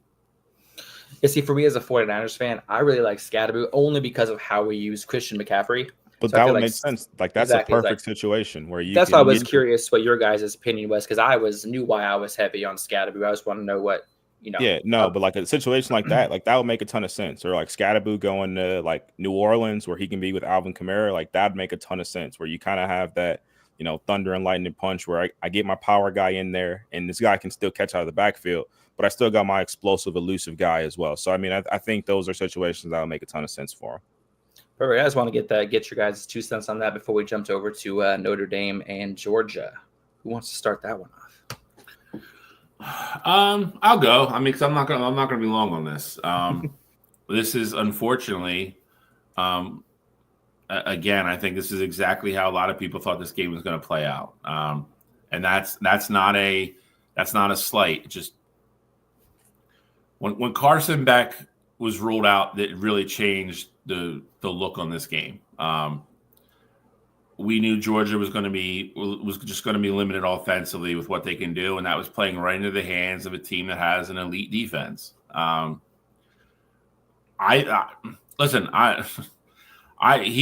He played better than his numbers showed. I'll say that. I think Georgia easily dropped 2 or 3 balls that if they catch them, it at least changes the momentum and the look of the game a little bit.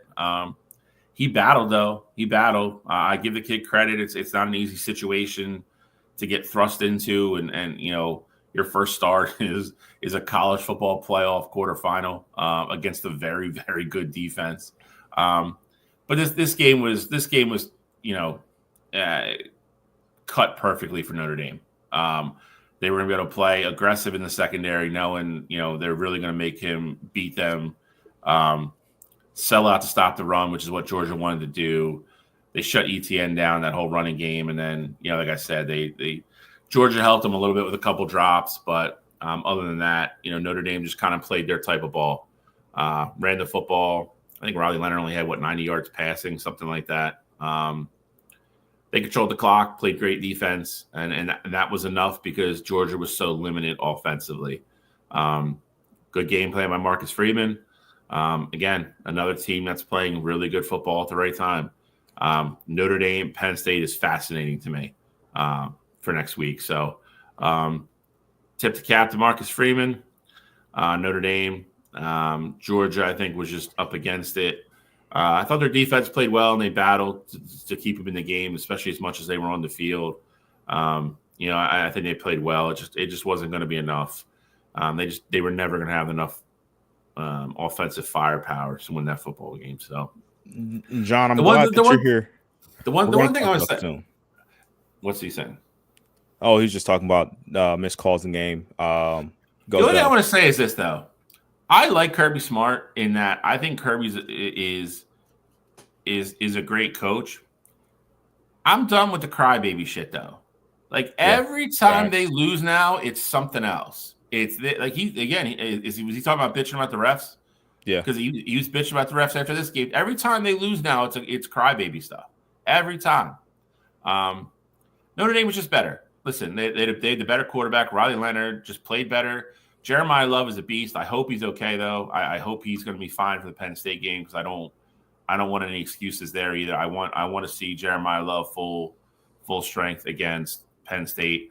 But that kid's special. He's a difference maker. I mean, no matter how you cut it, the kid is a great running back. But I'm tired of the Kirby Smart.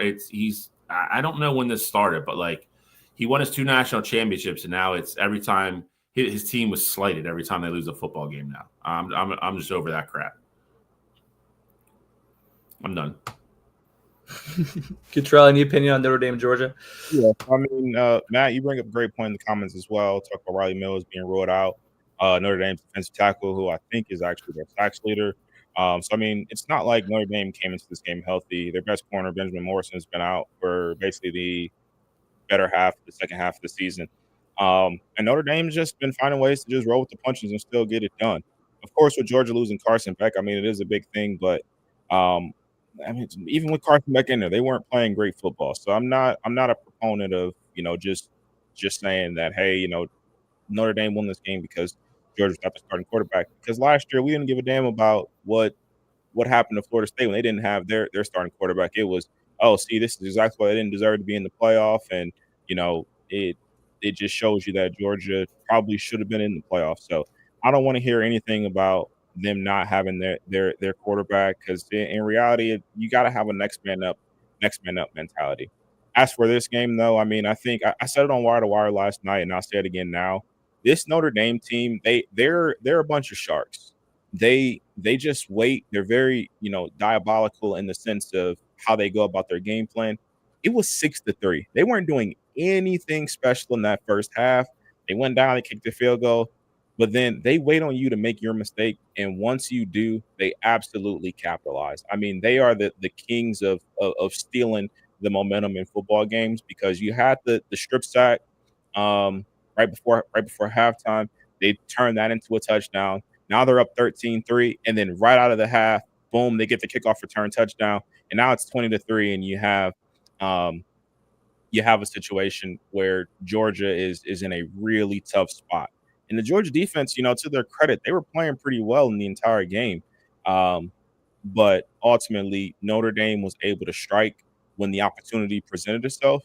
And that's really what they've been doing, all season. Even the Indiana game, like, I think they were dominant defensively. But on offense, like, you had the 99-yard run from Jeremiah Love. But outside of that, like, I didn't think they did anything spectacular. They just are always taking advantage of the situations that are given to them. The defense is always flying around. And, I mean, we talk about defense winning championships.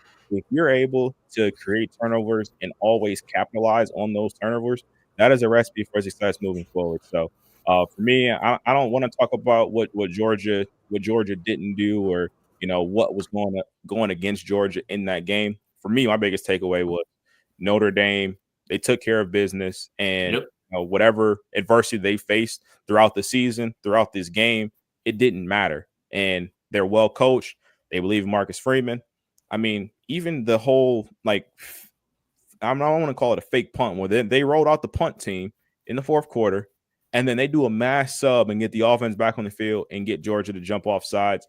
Like, I mean, I just think when you go into games and you're that prepared, like Marcus Freeman has that entire bunch believing, and they're locked in, they're going to be a tough team to beat. So I had a lot of question marks about them. For me, every single week, they're just proving me more and more wrong. Yeah, honestly, yes. Obviously we did a draft earlier in the college football playoff. Notre Dame is my literal only team I have left in hopes of bringing me home a natty.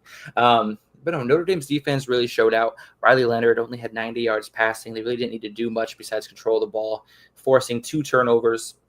I mean, really, Notre Dame was literally selling out on defense. They had 10 penalties with 75 yards, but they just kept coming at Stockton, trying to force him into pressure. Obviously, Gunnar Stockton, 20 for 32, 234 yards. He made some great passes in the second half that really kept, I feel like, Georgia within striking distance. It really kept them in longer than they should have. They did. Georgia kept dropping the ball. And honestly, like, if I'm a Georgia fan, I'm like, you know what, this kid I'm actually pretty excited for next season. Give Yeah. full off season of this kid, a full prep with the ones. I think this kid's gonna be great next year. But yeah, Notre Dame. He wasn't the problem. No, he wasn't at all. But Notre Dame definitely brought it. Like I said, they controlled the ball.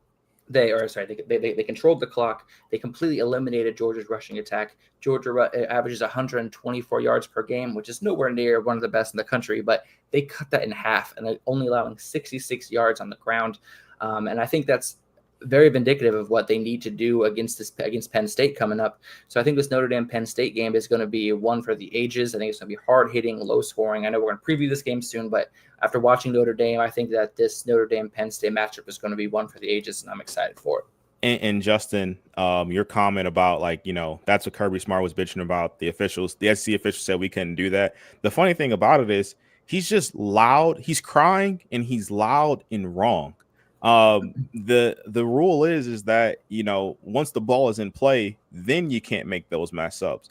Well, the long snapper never touched the ball, so the ball was never officially in play. So they were 100% within their right to do that, and that's Marcus Freeman understanding the rule and you not understanding it. So this is ultimately your fault. Like you're crying, you're whining, you're complaining about things that are quite literally not against the rules. Like if you look at the broadcast, he even said on the field, like, you can't do that. But that's 100% not the case. So the fact that Kirby came out and said that, I mean, it just kind of shows his ignorance to the rule. And I think that's more of an indictment on him than, just taking the ownership and saying, hey, we didn't play our best brand of ball today. We didn't have it. We shot ourselves in the foot a lot, and Notre Dame was a better football team today, and just going from there. Agreed. And again, there've been nothing wrong with that. Like, again, I think everybody agreed that Georgia was up against this, starting a kid for the first time. And again, I think you could handle it with a lot more class and kind of, gave Marcus Freeman, Notre Dame their flowers for playing a good football game and kind of looked like a good guy. And like you guys said, hey, we'll be back next year. He got a bunch of experience tonight that, he's going to need down the road. And, we're looking forward to building around him next year. And again, instead he went on the press conference, started bitching. Over it, man. Over it. Especially with the stuff that's going on in that program the last year. I don't want to hear you crying. I don't. But we've put it off long enough. We're going to get into the Ohio State Oregon game here. I will be brief, and then I will let you to do whatever you're going to do. I will say this: Ohio State showed up to this game. They looked very focused. They looked very ready to go. Not saying that Oregon didn't, but Ohio State was determined to win that football game. I think got to give Ryan Day and more specifically Chip Kelly a lot of credit. I think their game plan, stuff they changed from the first meeting, was very well done. It was very well done, and it was executed very well. You need two of those things. So, my biggest takeaway from this, hate to say it, you can hold your ears if you want, Alex, but Dan Lanning was out prepared and out coached in this game, and by a large margin. I give Oregon credit for showing a little bit of fight, at the end of the first half, and then obviously the second half. I think it was 34-15, and they got the ball back, and I was like, all right, if they score here, if they go down and score here, we have a football game. And they went incomplete, sack, punt. I think Dylan Gabriel picked a really bad time to play his worst game of the year. He looked very confused. He looked very indecisive. I don't think the adjustments they made did him any favors. I think they ran into the teeth of the defense right the way they wanted to. Let Caleb Downs float around all day, not really have any responsibility. That is an absolute recipe for disaster if you're an opposing team. And the biggest thing for me that changed from the first game was that Oregon held their own the first game, or even slightly won the battle of line of scrimmage on both sides of the ball, and they did not on Saturday. They got dominated, or Monday, sorry. They got dominated on both, and that if you're going to allow Ohio State to rush that front four and get home and drop their linebackers and then let that secondary, drop back and play man, but have, like I said, have help and then have Caleb Downs running around, you're in for a long day. You got to block the front four. I thought the injury, I think, did them no favors to Tez, obviously. But overall, I think Ohio State I think their game plan was better. They executed better. They beat Oregon pretty much everywhere that you could beat them. And I think the score was indicative of that. I have no skin in this game. I don't. Obviously, the other two gentlemen do. But I was a little bit let down because I really thought this was going to be one for the ages. I really did. Like, I thought this was going to be one of the ones we talk about 10 years from now and be like, Ohio State, Oregon is still the best Rose Bowl I've ever watched. Like, I really thought that's where we were headed. I did. And that's a compliment to both football teams. But being the 1 seed, proofs in the pudding too. All 4 teams that had a bye lost. I think there's something to be said for that. Sitting down for 3 weeks, I think it's tough. But tip my cap to Ohio State. Had a really good game plan, executed really well. They're playing as well as they've ever played right now. So I'm gonna pop out here. I don't know which one of you two wants to go first. I guess Cottrell, since he won. I'll defer. I'll defer to the second half. I'll defer to the second half. All right. Well, I guess Salty Alex is going to go first. Look, all right, 41-21, whatever. I don't even care. Look, I'll tell you 3 things that cost Oregon this game. Okay, 1, losing Jordan James in the first quarter. Noah Whittington is. Can you let me fucking finish? All right. I didn't even say anything. Bro. PG. I didn't even say anything. I just laughed. Yeah, you're laughing. All right, I'm gonna laugh your entire time. Ha ha. Anyway, Hey. Jordan James going down in the first quarter. Man. He didn't have a lot of momentum in the first quarter, running seven attempts for 14 yards. Ohio State's defensive line was able to get penetration and kind of not allow him to get anything going. But like I said, he is our most explosive back. Not having him for 3 quarters really affected how the offense, timing, and everything. Noah Whittington is not our lead back, and it kind of showed why. 6 carries, 3 yards. And he had a 4-yard carry, so he had five carries that were for loss, so that kind of explained it. Not to mention, beginning of the game, Evan Stewart getting injured in warm-ups. I think that also really hurts as far as what your game plan is. Evan Stewart's a wide receiver that really can take the top off of a defense. He showed that the first time against Ohio State, kind of getting a couple deep balls and not having that deep threat, I think really kind of didn't limit our play calling, but I think it made some of our play calls a little less effective. And then ultimately, Dan Lanning prepped for this game, watching nothing else but the Oregon-Ohio State game the first time. Ohio State, the first time Oregon they played, Ohio State did not rush the passer. They were dropping their ends back into coverage. They did a completely 180 turnaround as far as their defensive game planning for this game. And Dan Lanning prepped for this game like they were going to run the same style of defense. And ultimately, Ohio State mixed it up literally 180, turned it around. They were clamping down on the wide receivers. They were getting that penetration. They had 8 sacks. 12 tackles for loss? I believe it was, without looking at here. I can actually check. 13 tackles for loss, 8 sacks. I mean, they were absolutely giving Dylan Gabriel nightmares. He's probably still having nightmares to this day, waking up with cold sweats with Jack Sawyer on top of him. But I think those are honestly the 3 things that spelled the recipe for disaster for the Ducks. Is losing Evan Stewart before the game even started. Like I said, huge playmaker. Losing James in the first quarter to an injury, I believe it was a concussion.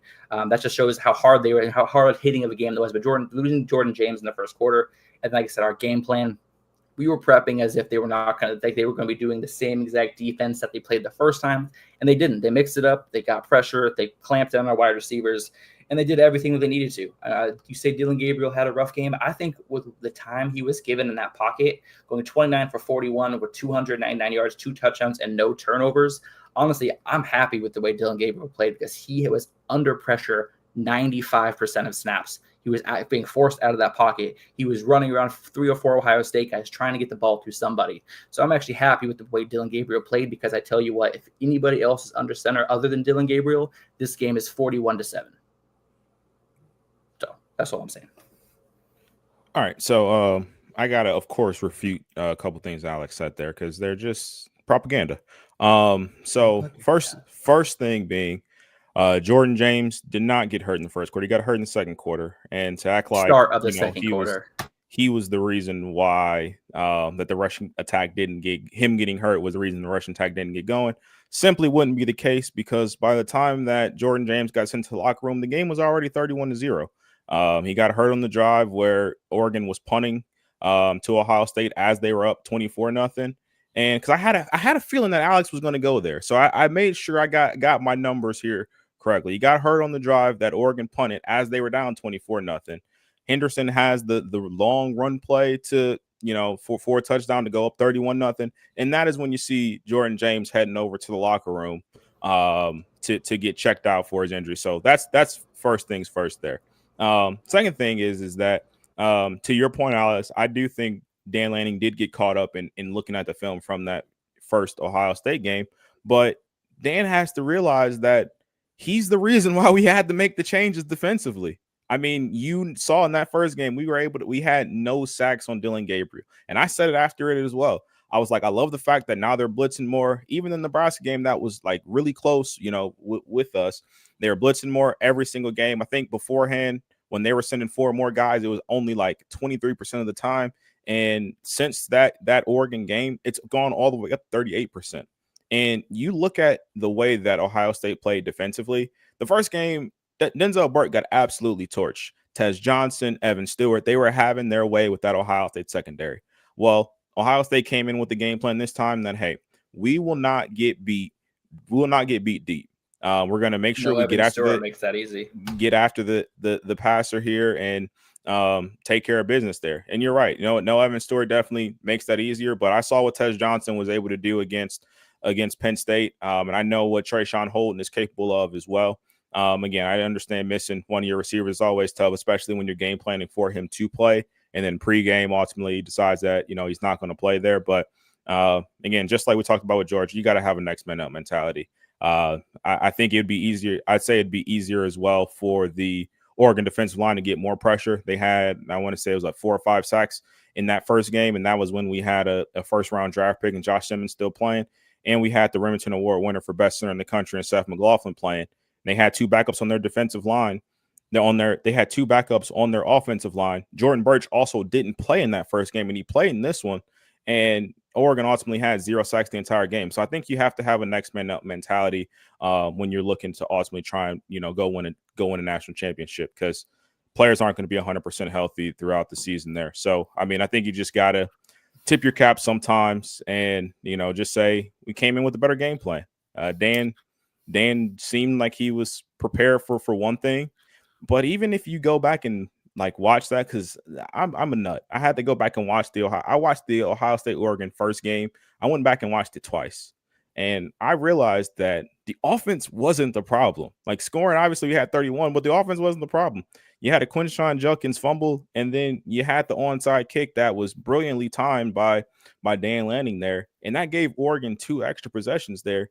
And you lose by 1 point. So I'm like, if you just don't turn the ball over and you actually let Will Howard spin it, I mean, you're going to have a chance to have a lot of success against this Oregon team. So they cleaned up everything they needed to defensively, and then offensively, honestly, it felt like they went in with the same game plan. We're just going to keep attacking vertical.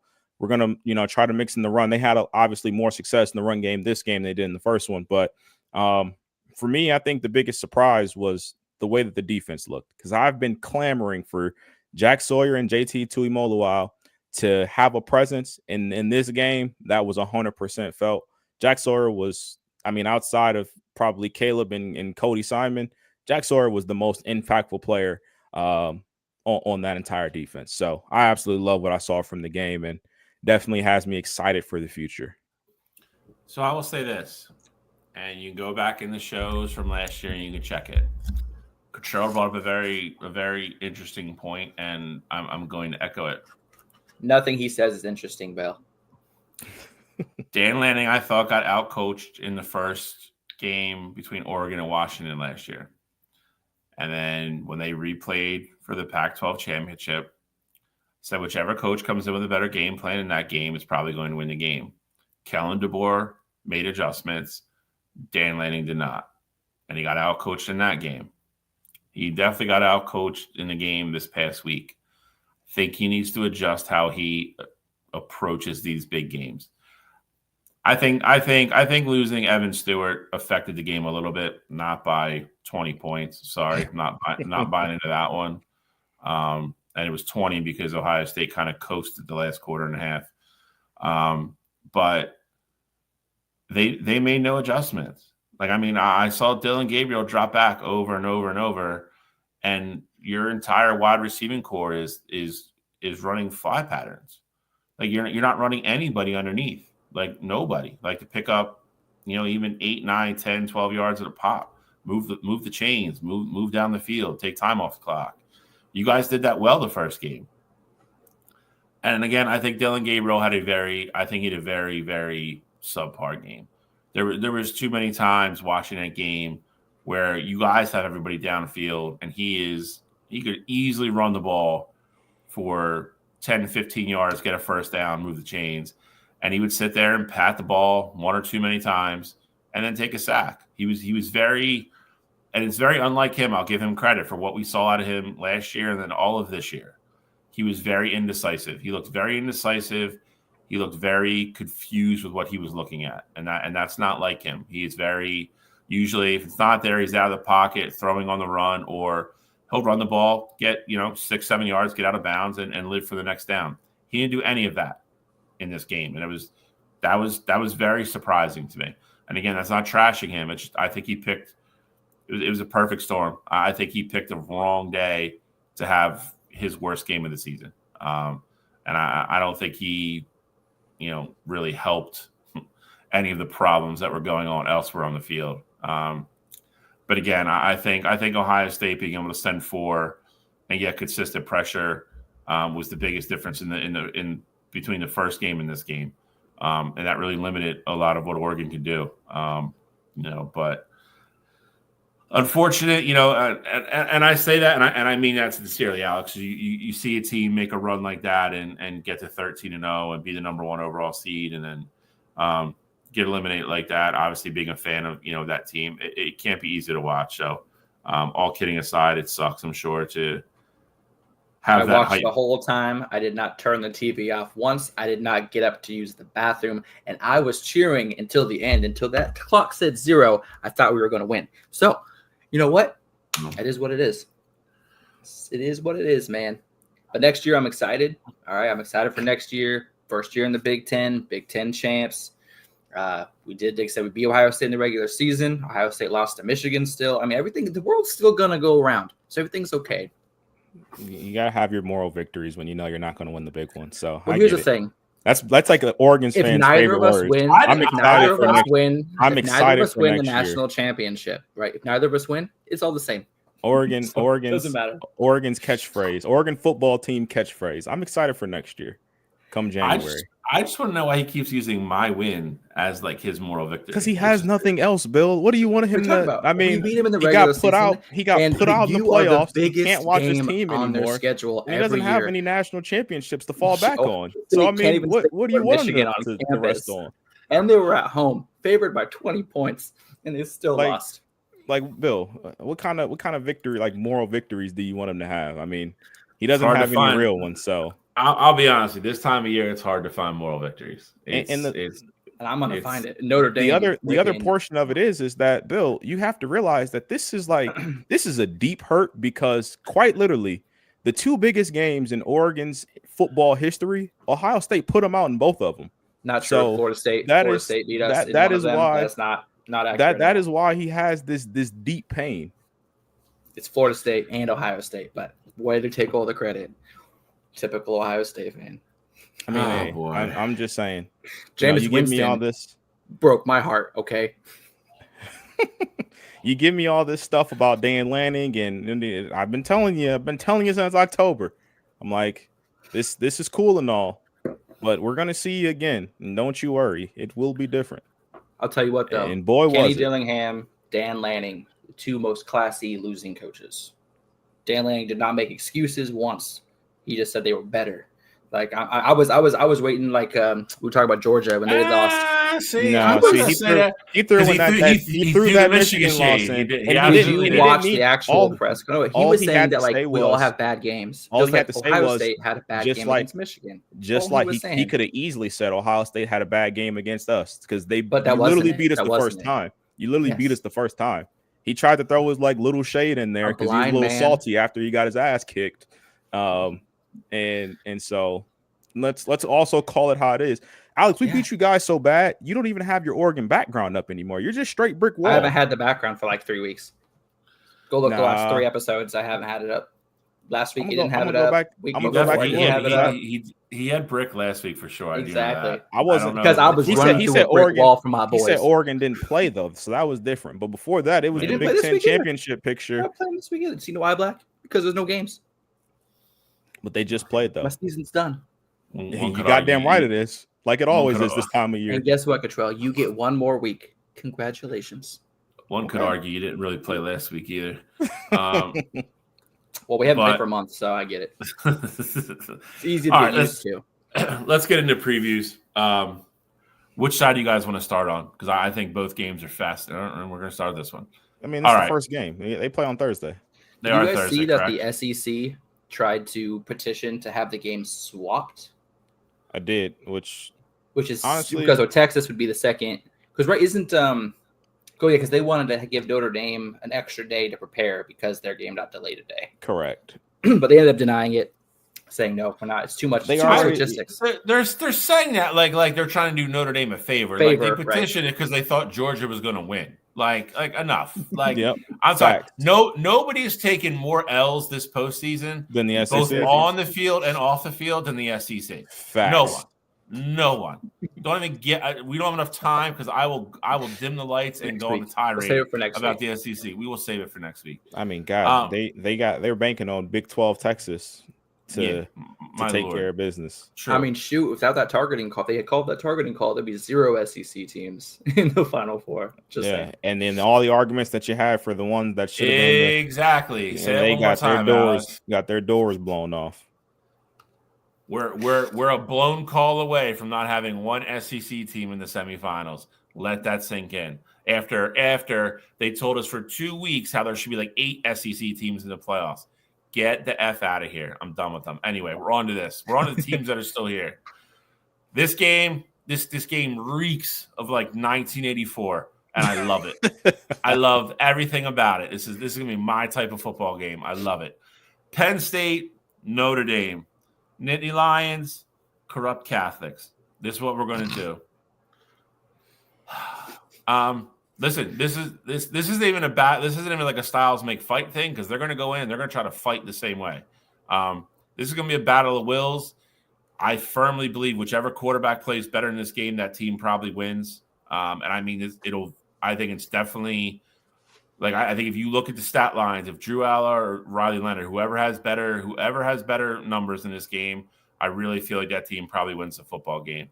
You're talking about 2 top 10 defenses, elite against the rush, elite secondaries. They're pretty much carbon copies of each other. They want to run the football, play action pass when they have to. Riley Leonard's obviously a little bit more mobile than Drew Aller, but I think Drew Aller is a way better thrower of the football than Riley Leonard is. So, like I said, Styles makes fights. This is not going to be one team bringing a gun and the other team bringing a knife. These 2 teams are going to bring like big sticks they found in the woods. Like that's what this is going to be. I love it. I can't wait for it. I have a very confident pick of which way I think this is going to go. I'll let you guys jump in here and I'll circle back with my prediction, but curious to see how you guys think this game's going to play out. I mean, plain and simple, I love Notre Dame in this game. What they were able to do last week, they played Georgia, obviously with Gunnar Stockton under center. Georgia was going to come in with a primarily heavy rushing attack to kind of get Gunnar kind of in the flow of the game and to take some pressure off of him. Even knowing that, Notre Dame was absolutely able to stifle that rushing attack for under 3 yards to carry, only 66 yards on the ground. During the regular season, they're only allowing 128.2 yards per game, which is good for top 15 in the country. And on the passing side of the ball, only allowing less than 170 yards per game. Penn State, in order to win this game, they're going to have to make things happen on the ground. It's Katron Allen and Nicholas Singleton. And Notre Dame's defensive front is very underrated. When you think of Notre Dame, you think of great secondary. That's one area that they actually excel in this season is that front seven. And I think that they're going to force Drew Allard to have to throw the ball to try to win this game.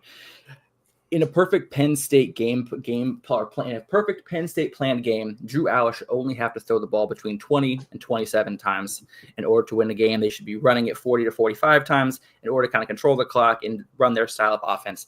Notre Dame's defense is going to be able to clamp down on that run game, forcing Drew Allard to have to throw the ball. And that's where I think Notre Dame is going to win this game by forcing 2 interceptions. That secondary, including Xavier Watts, is absolutely disgusting. And after watching what they were able to do last week against Georgia, I'm very confident that this is the team to beat. Vegas has them as favorites in this game. I have them as favorites in this game. Penn State's been playing fantastic. Drew Allard's playing fantastic. But I think that Notre Dame defense has really been clamping down and playing extremely well. Especially the last few weeks of the season, really since that Northern Illinois loss, this defense has played absolutely fantastic, only allowing over 20 points against Louisville and USC during the last week of the season. And Penn State isn't a high-scoring offense, so they're going to need to score over 20 points to win this game, and I don't know if they're going to be able to do it. And my player of the game to kind of keep an eye on is obviously sorry about that. My player to watch for this week is obviously going to be Riley Leonard. Last week he led the team in rushing yards, and with Love possibly not being at 100%, expect him to be the focal point of Notre Dame's offense. And if there's one bugaboo that a lot of defenses have struggles in kind of not tying down and kind of eliminating is a mobile quarterback. And I think this is somewhere that Riley Leonard is going to have an absolute game, and Notre Dame's going to take care of business.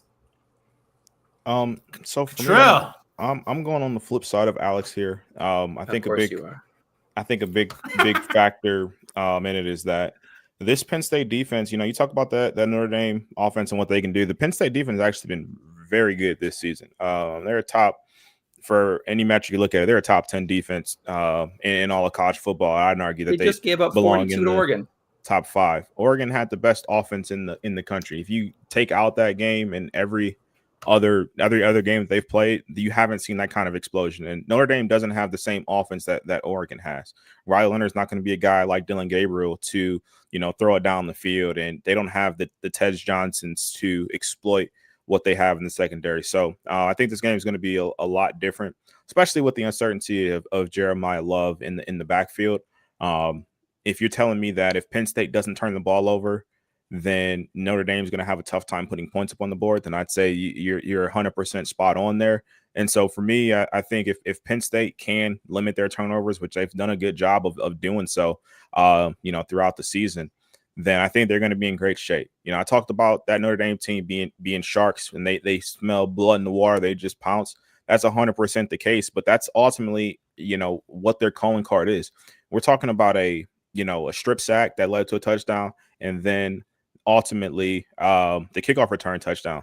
Those are two things that are 100% avoidable. If Kirby Smart goes in the half, just runs it in, calls it a day there, then, you're 6-3 going into halftime, and ultimately the kickoff return, you got to have better coverage there. You got to give Notre Dame credit for that. But, I think those are two things that, aren't guarantees to necessarily happen in the next game. I just think with the way Penn State is playing offensively, they're going to be able to put up points against that Notre Dame defense. And ultimately, I think the magic number for them, if you can get to 21, you're going to beat this Notre Dame team without turnovers. If you put up 21 points and don't turn the ball over, you can beat this Notre Dame team. Turnovers is ultimately what propels Notre Dame to the big wins. We saw it in the Army game, we saw it in the Navy game, we just saw it in the Georgia game.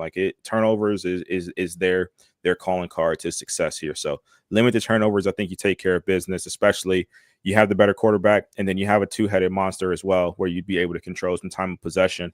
I like Penn State to win. I think they take care of business. I don't want to say necessarily comfy, but I do think it is a 8 to 10 point game. Ooh. I see your winner is the same. I do not see an 8 to 10 point game on this one. You said first one to 20, 21. I was going to say the same thing. I think if either one of these teams gets to 24, I think they win. I have a 24-20 Penn State. I just like the variety that Penn State has a little bit better than Notre Dame. Again, I think the rush games are pretty much equal. I do like the double-headed attack of Nick Singleton and Katron Allen, even though I'm absolutely head over heels in love with what Jeremiah Love is and what he can do. I don't think he's going to be 100% even if he plays. And again, just to be able to run two big, fast backs at you all day long, I think it matters. It's a model that's worked over and over, and I think Penn State's going to do it. And you factor in the Tyler Warren. I do think Notre Dame's going to be the first team that kind of takes him away. But that being said, you're going to have to focus on him to take him away. I think they will have stuff schemed for the wide receivers around that. Again, I'll go back to what I opened with. I think whichever quarterback has a better game in this game, and I say that in throwing the ball, I think wins the game. And I'll take Drew Aller over Riley Leonard. I think he's a better pocket passer. I think he's a better thrower of the football. I think Penn State's passing game has way more variety and a little bit more of an ease to it in regards to moving the football and scoring points. I like Penn State 24-20 over Notre Dame. I think Penn State moves on to the national championship game. For giving points, I'd go 27-17. I'd say 16-10, Notre Dame. And I think there's a real possibility it ends up there too. So, well, I think Notre Dame's going to make a play on special teams. They got 6 block punts this year, 3 return kicks. I think that's the X factor in this game. Is can Notre Dame had 2 or 3 consecutive penalties against Georgia trying to get that punt block in the first quarter. Actually reminds me of high school that happened against a rival team. That's kind of funny, but like I said, Notre Dame is absolute pit bulls when it comes to getting to the punter and blocking kick. So I think that if Notre Dame especially can force a turnover through the air, if they can block a kick, get a really good punt return, put them in themselves in a good position, I think that's going to be what ultimately makes or breaks this game. Is I think Notre Dame's going to be able to make that extra play on special teams. And like I said, 16-10, Notre Dame. It's going to be a defensive showdown. I'm excited, but that's what I'm picking. All right. On to the other semifinal we go. Ohio State versus Texas Longhorns. This isn't tough for me, but I feel very one-sided about this game too. And I've been, I don't want to say outspoken, but I think Texas has got here with a little bit of luck. And kind of a little bit of a softer schedule. I just don't think overall they're as good as Ohio State. I think their defense, however, can make this game interesting. And I say that I think their defense is built, not to talk trash, but I think their defense is built that they can kind of run the Michigan model and maybe stay in this game. I think their defensive line can get enough pressure with just the 4, and then you can drop 6 or 7 and make it a little bit tougher for Jeremiah Smith, Abuka and Will Howard and company to throw the ball. That's how you can stay in the game with Ohio State right now with the way they're playing. You have to limit the big plays. If your front 4 can get pressure, and you obviously can't let Travion Henderson and Judkins go nuts like they did against Oregon. But if you can do that with your front 4 or 5, that is how you could stay in the game with Ohio State. You make them prolong their drives, maybe get a turnover here and there, a couple punts. That is how you nullify that offense. Because other than that offense is going to score points. My bigger issue, though, again, I said it before, I think there's drives where Texas looks incredible. They look like a pro team almost. And then there's drives where they look terrible. And I don't think that inconsistency is going to be enough to beat Ohio State. I just don't. I don't think there's 4 or 5, 6 drives that you can just give away and run 4 or 5 plays and have to punt the football and give the ball back to that offense. I think that's a recipe for disaster, as good as Texas's defense is. That ultimately is why I'm going to pick Ohio State. I think that offense is just going to have too many chances. I think Quinn and company I think the inconsistency with running the ball and then just Quinn in general, how he looks certain drives versus others. I'll take the machine that's kind of just running a little bit better and more on time right now in Ohio State. I'll go Ohio State 31. I'll go Texas 23. I think we set up an all Big Ten championship game. I'll go next. Control can wrap it up for us. But this game is really intriguing to me. You look at a team that's, on an absolute tear right now in Ohio State, and they're going up against a team of veterans and experienced players when it comes to the college football playoff. They were there in the semifinal last year. They're back in the semifinal this year. And honestly, in situations like this, I feel like I would rather have experience over anything. And Quinn Ewers, this is whether you know about this or not, it's a revenge game. Where did Quinn Ewers, and Cottrell, this question is for you. Where did Quinn Ewers start his collegiate career? No? Ohio Not going to State. answer? Boom. Okay, perfect. Now he's at Texas. Having a chance. Honestly, I think this game will determine what Quinn Ewers does next season. He can either go out there and absolutely slay against his former team, lead Texas to the College Football National Championship game, and go pro, or Ohio State makes him look absolutely amateur like they had against moments with Dylan Gabriel, and Quinn Ewers comes back next year and enters the transfer portal. So this game is really going to – Quinn Ewers and how he plays is going to determine the outcome of this game. I really like Texas's defense. I didn't like how Texas was not able to run the ball last week. I really wish they could have carried that rushing attack over from that Clemson game and kind of really showed that consistency. But Arizona State really sold out and was able to eliminate that part of the game. Ohio State has much better playmakers on defense than Arizona State had, and Arizona State was able to eliminate their rushing attack. So I think Texas's only chance to really win this game is to get a big return from Silas Bolden, just like he had last week, and of course Quinn Ewers shouldering the load, actually being able to get out of the – I think Quinn Ewers needs to actually run the ball this week. He needs to get out of the pocket. He needs to actually use his legs, get a first down, extend plays every once in a while, because that's the only way you can beat Ohio State is to keep them off the field and keep your offense rolling. I think Quinn Ewers needs to go into this game as a revenge game.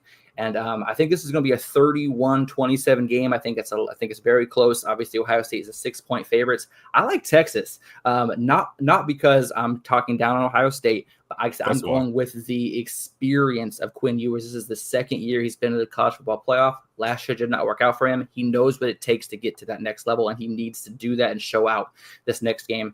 And I hate Ryan Day, so go Texas Longhorns, 31-27. Talk about experience all you want to. Quite literally, everybody on Ohio State's defense has played in a college football Never been in a playoff college game football playoff before. That's factually incorrect. They were there in 2022.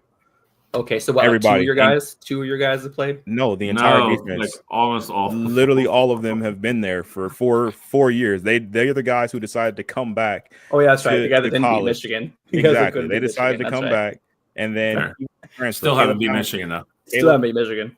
Caleb Downs. Quinn Ewers has.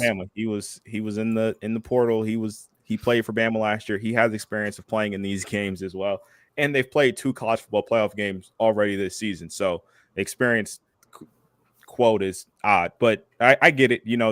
Alex, you were talking about Quinn being the worst quarterback left in the playoff last week, maybe like 4 days ago. It was convenient. And now all of a sudden that Oregon is out of the playoffs. Now you think they're going to beat Ohio State, but that's okay. That's okay. For me, I think that the big thing in this game is that for Ohio State, you're going to need to have success running the football. I do think Texas has a good defense there, but just seeing the success that Arizona State was able to have in the second half with Scatterboo and running the football and just getting those chunk plays when needed. I think with Judkins and with Henderson, you should have that same success. And I also think you just keep the recipe the same. I mean, you came in the Tennessee game with the exact same game plan that you did against Oregon, and it's come out, be aggressive, throw the ball downfield, find Jeremiah Smith somewhere. Somewhere Jeremiah Smith is going to be open. You move him around, you scheme him the ball and get him open. Texas, to Bill's point, Texas is in a position where they cannot play like how they've played the last 2 games. If you come out and, you have spurts where you're good and then, you just kind of forget how to play football for a quarter and a half, Ohio State will absolutely pounce on that. So I think this game is going to be one that's, relatively comfy for Ohio State. I think it's tight. Like in the first quarter there, I think the second quarter going into the third quarter is I think where the game shifts, depending on if they have possession or not. I think they kind of, hit Texas on both sides. They score before the half, get the ball back, score again. And that kind of, opens the game up there. But ultimately, I think this one finishes like a 34-15 34-17, 31-17 kind of game. I think Ohio State wins this one by two possessions. Yeah, I can't wait till you guys lose. I'm so fucking ready. I'm sure you are. I'd be ready too. You know, I'd be praying. I mean, look at you bringing well. back. Oh, we have experience from 3 years ago. Like, is that not experience? Yeah, when they were like freshmen and probably not even seeing the field. And it was 2 years ago. 2022 is 2025, bro. It was 2023 in the playoffs. It was the 2022 season. So, well, I mean, it was quite literally 2 years ago. January 2022. So, the game literally finished up on New Year's. I would like Year's to Day. see January the starters 1st, from that game and the starters on your defense. I'm just telling you a lot of. Listen, I'm not. We'll compare Texas. I'll tell you a lot of them started. Jack Sawyer, JT Tuimoloau, Cody Simon played. Denzel Burke was there. Ransom played. We were a missed field goal and a missed tackle away from an Ohio State Michigan national championship game. And literally, the defense is almost exactly the same. Hey, Bill, what happened in that game? Well, his kicker shanked a kick, and we missed Quentin Johnson on a 5-yard cross. We missed. I don't care about you. I just want to know what happened to Cottrell. That's what happened to Cottrell. I can't say anything because we Alex, lost 2 hours later. Out of curiosity for you, Alex, since we just like to bring up the history here, how is Oregon's last 2 playoff games ended? Well, with losses, obviously, because we've never won a national championship. I just like to hear you say it. It's fun. All right, real quick before we get out of here. Before we get to that, Monday night, we have the FCF championship game. North Dakota State, versus Montana State. Montana State's a 3.5-point favorite. They're going to play this game down in Texas, Toyota Stadium down in Frisco, Texas. Who do you guys like? Every year. Play the same stadium. Who do you guys like? I like North Dakota State. I was cheering for when it was at North Dakota State played. I was cheering for North Dakota State, and I still like what I saw from them against Colorado. Like, I've seen the potential of what that team can do, and if they really play to the top potential, I don't think they can lose to anybody in the country. But Montana State coming in undefeated. I mean, it's going to be a battle. Oh no, it's going to be an absolute battle. But I'm going for North Dakota State in this one. I mean, I have my rooting interests. I'm going to be rooting for North Dakota State. I've seen them play probably 5 or 6 times this year, and I enjoy watching them play. Between Cam Miller, Trey Lance's brother, plays for North Dakota State as well. He had a phenomenal catch in the semifinal that ultimately was the go-ahead touchdown in it. One-handed catch in the back of the end zone. Absolutely awesome. Great game if you didn't see it. But for me here, I'm rolling with North Dakota State, but I would not be surprised. Montana State has been incredible all season. Alex already brought up the point they're undefeated. It's not just they're undefeated. It's that they've been literally smashing everybody that's been in their way. I think the only close game they had was like towards the end of the season against UC Davis. But outside of that, like, this Montana State team has been legit. But ultimately for me, I just think with North Dakota State, with what they've seen so far this year, I mean, they had an incredibly tough schedule. Seeing South Dakota State twice, they saw North Dakota. North Dakota's a really good team at the FCS level, and they found a way to come out on top, in all these big games there. So I think it's going to be more of the same there. Tommy Mellett from Montana State is a great dual threat quarterback, but I think Cam Miller, when it's all said and done, is going to be the one to make some more plays in this one. So I'm rolling with North Dakota State. I think North Dakota State is kind of the household name in the FCS these days with how many people obviously they've sent to the pros, and they've had game day there and everything else. So I think people are very familiar with them. They're on TV a lot. I watched a replay the other night of one of Montana State's game. I say this I am not kidding. They would easily beat probably 2/3 of the Division I programs this year. I'm going Montana State. They're mauling people. They are dominating people. 3.5-point favorites, obviously, at a neutral site. Won't count North Dakota State out. Obviously, they've been there. The pipeline of the amount of players that have gone through that program in the last decade is notable. It really is. But I'm gonna go with Montana State. I think the way they play, and their defense is just uber aggressive.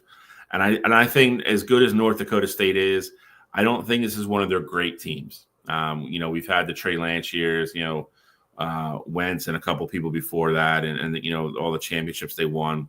I think this team's a little bit of a step below some of those teams, and I think Montana State's just really good. So I'm going to go with Montana State for the victory in the FCS championship. That game is on Monday night. It will be on TV. I believe it's on ESPN. So there's no Monday night NFL game this week.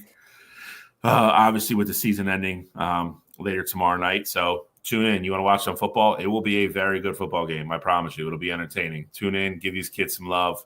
And watch championship games. It's better than watching what the NBA is putting on TV right now. So it'll be more football for me for sure.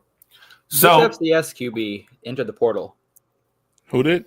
I'm asking. What was one of the highly touted FCS QBs just entered the portal? Last Mark week, Gronowski, South Dakota State's quarterback.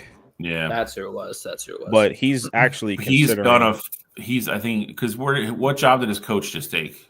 His coach just went to Washington State. Wazoo's coach. That's where he's going to go. See, I don't know. I think he's going to be he's in a situation very similar. Obviously, he's going to FCS, so it's different, but he's going to be in a situation very similar to Cam Ward last year. He's seriously debating on going to the NFL draft, which is, I don't know how much higher his stock can get by coming back another season, but if he goes to the draft, he definitely would get drafted. He's a kid that, most FCS wins of all time. He tied that record this year. And he's a kid that's very polished, 2-time national champion. So he's got a shot to potentially go to the draft there. I don't know if he follows his coach, though. I think if he comes back, you're going to see him at one of the Power Four schools. I don't know if Wazoo's big enough for him to say, I'm leaving South Dakota State and not going to the draft. It'd be interesting. I think always, I hate to say it, I still feel like the stigma's still kind of there. You've had obviously the exceptions of Carson and Trey Lance and a few other people, but I feel like there's still a lot of teams that want to see kids do it at the Division I level. Rightfully so in some cases. Others, I don't think so. But I'll be curious to see what he does. I really do.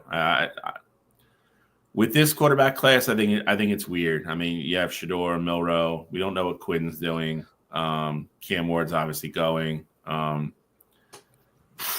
really don't know. It's going to be really interesting to see. Beck declared. Yeah, Beck. Yeah, Jesus God. I think him and Milroe second day guys, but I know Control, you feel a little different about Milroe, but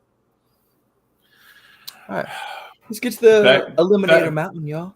Beck's different. Milroe, is their team willing to look at his athleticism the way the Colts looked at Richardson and say, let's take a chance. We can fix / teach him. I think he's way further along than even Anthony Richardson was as a thrower, but he's still a project. There's no way I'm taking him with a first round pick, but somebody might. We'll see. It's gonna be interesting because I think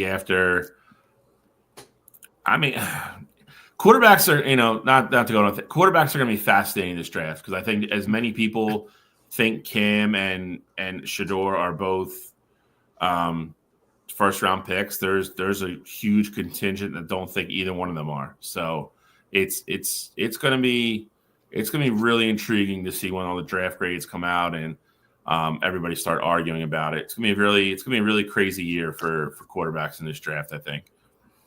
Agreed. But let's go to Mountain real quick so Cottrell can get his glory here. I know what Cottrell was doing to this picture last night. He was just looking at it all night, just rubbing his phone yeah, it's a good picture. It's beautiful. It's absolutely beautiful. We got 4 climbers left. We got a leprechaun, a lion, a tree nut, and a longhorn. A weed plant and a longhorn. So, if we go biologically here, put my money on the Lion, but it's not how we play. It's not how we play these games. So we will. Don't be too left. You should have knew a duck wasn't going to make it to the top. I would be curious to see what a longhorn and a lion fighting would be like. 'Cause I think the longhorn, I think a little off topic, but I think terrain matters there. I think if they're gonna fight on the side of the mountain, I mean, a Nittany lion is literally a mountain lion. I don't think the longhorn's gonna be too short-footed up in the snow and the wind. Flat ground though, like out in the middle of the Texas pasture, Longhorn sees them coming. I think it's a fair fight. Thanks, Bill. Appreciate it. No problem. But no, I think National Geographic portion of the show. We're getting there, man. We're getting there. Four left. Next up, we got two that go to the top of the summit. With 1,000. Fight it out. Get that dumb smile off your face, dude. You just look so like fucking shit grinning happy over there, and it's so great. I mean, this is something that I've been envisioning for months now. It's been like 5 months that I've been waiting to see this. To put Ohio State on a tombstone. I'm gonna go all out. I'm gonna get that GIF with the dancing guys that have the casket on them. I'm gonna put Ohio State on that, and it's gonna be beautiful. Alex, I hope for your sake they lose, because if not, man, you're it's gonna be a tough season. The jig is up, buddy. It's gonna be a tough season for you next year.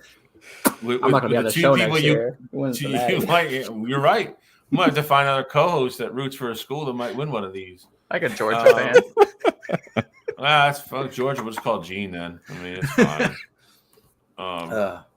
But no. What day is the game this week? Wednesday, Thursday, right? Thursday, Friday. Thursday, Friday. Okay. You got Notre Dame Friday on Thursday, 7:30. Then you got Ohio State, Texas on Friday. And then the following Monday will be the championship game. So, this season is long. I'll tell you what, though, man, it's still flown by though. Like I was going through my notes, and I was like, I can't believe it's the 24th, 23rd or whatever show it is. I was like, it feels as long. It's crazy. The season's so much longer this year, and it feels so fast. Like, I mean, even the NFL season, like I can't believe we're in playoffs next week for the NFL. Like it's nuts, man. This whole season's flown by, but. Honestly, I feel like since we started doing this show, like it makes the season go by that much faster. At least for me. Yep. But it gives you something to look forward to every weekend. That's why. Yeah. No, for sure. But this is where we're at. A couple more weeks to go, and we're going to crown a champion for Alex's sake. I hope it's probably, I hope it's Notre Dame. State. Ugh. See, I'll be honest. I'm really torn here. Part of me, like Ohio State wins, at least I get the glorification of saying I picked them in the beginning of the year and I picked right, but I still hate that they win. I don't like Texas. Facts. Horns down. Yeah, horns down. I want Ohio State.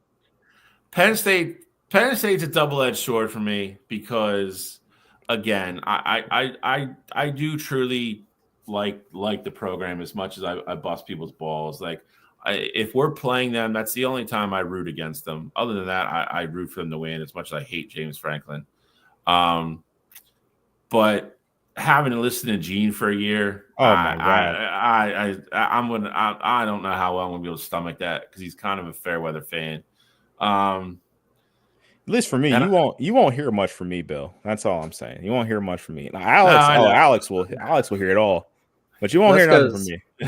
And all I'm coming to be like, beat Michigan, and then we'll talk. I have a lot of really good friends that are Notre Dame fans. I just don't like that program either. They're in the same boat as Texas for me. Like Matt, my buddy Matt was on here earlier. Who's a diehard Notre Dame fan. It's tough. I will say this. I'll give Gene credit. Gene rooted for me last year. He's like, because I truly want you to see them like win another one, like as an adult, and for my friends like Matt and Billy and a couple other people. It would be, and even Steve. I mean, they're all huge Notre Dame fans, and I know they would take great joy in it. But I just hate fucking Notre Dame, man. It's hard for me to swallow that pill. But The only thing Rudy, I have two teams that can Rudy potentially win it. sucks. You have to, Jesus. Of course, I'm rooting for Ohio State. The Penn State one, as much as I would hate Gene to hear him the rest of the year, I would know that is a lifetime contract for James Franklin, and that would, in a sense, bring me joy. Like knowing that he's going to be there True. for the rest of eternity would be fun. The Big Ten aspect of it matters for me too. For us to win 2 in a row, amid all the SEC is great talk would be very would also be very thrilling to me. Only because I think there's a good chance a Big Ten school wins one again next year. So I would take joy in that as well. It's going to be interesting. It's going to be an interesting weekend. It was crazy. Every school that made it to the college football semifinal earned $17 million or $14 million for their conference. Yeah, $14 million for their conference. So $28 million goes to the Big Ten, which is great. But this is another reason why Notre Dame will never join a conference. They got $14 million just for their school. Like that. You say now that's fine, but like for instance, I'm not sure if you've looked at Notre Dame's. See, this is where Notre Dame gets screwed, though. If Notre Dame ever gets to the point where they have 2, possibly 3 losses, they're going to struggle to get in, right? And that is where, because they can't be a 2-loss team and be like, all right, well, we'll get to our conference championship game, and that's probably enough to get us in. They never have that on the back end to get in. They can never be a number 1, number 4 seed, which hurts them as well. So their road is always going to be more difficult. Listen, I mean, it's no different than the Catholic Church, man. I mean, at the end of the day, all they care about is their money. So, I mean, it is what it is. You know, they wanted to do it their way, and I'm glad the schools, to some degree, stood up for them and said, "All right, you keep your independence. You're not going to win a conference championship. So, you can never be a 4 seed, 1 through 4 seed, and get a bye. It's not fair. At least right now. But until that could change, though. That's not going to change. They're not going to change that." Because they're going to change the top 4 seeds getting automatic buys for winning their conference? No, because I think the other 4 conferences are always going to gang up and look at it the same way. Be like, you're not going to play one less game against most likely a top 10 team that all the other schools would have to do and get a bye. There's no way. I think there's no way. Though you have all 4 teams with the bye ultimately lose. I think they may say, hey, let's just give it to the top 4 teams and they get that bye, or maybe we don't even want the bye anymore. I think it's also this year. I think it's also, again, the domino. The system's not perfect. It's not perfect, but it's never going to be perfect. And it's what we said earlier. Like even in the NFL playoffs, you get first round games, they're blowouts. It just happens. You have good teams facing teams that barely get in. Like that's what's going to happen. If everybody has this grand idea that like, oh, we're expanding to 12 teams and the 10, 11, and 12 seeds are going to clean up. Like that was never going to happen. Like I don't know where that whole narrative came from, but at the same time, March Madness created that narrative. That's fine, but basketball is not football. They're different. I agree. But that's where people are looking at it like, and that's fine. And again, that's why I hate that they're contemplating messing around with that tournament. Leave it the way it is. It's literally magic every single year. Don't touch it. It doesn't need to be touched. Leave it the fuck alone. It works. Every year we have 5, 6, 7, 8 upsets where you go, damn. Like, why are you trying to manipulate it for it to be more? It happens by itself because it's perfect the way it is. It doesn't need to be touched. But no, I can't see the Big Four letting Notre Dame weasel away into a bye without going to a con. Because again, like Oregon had to go play.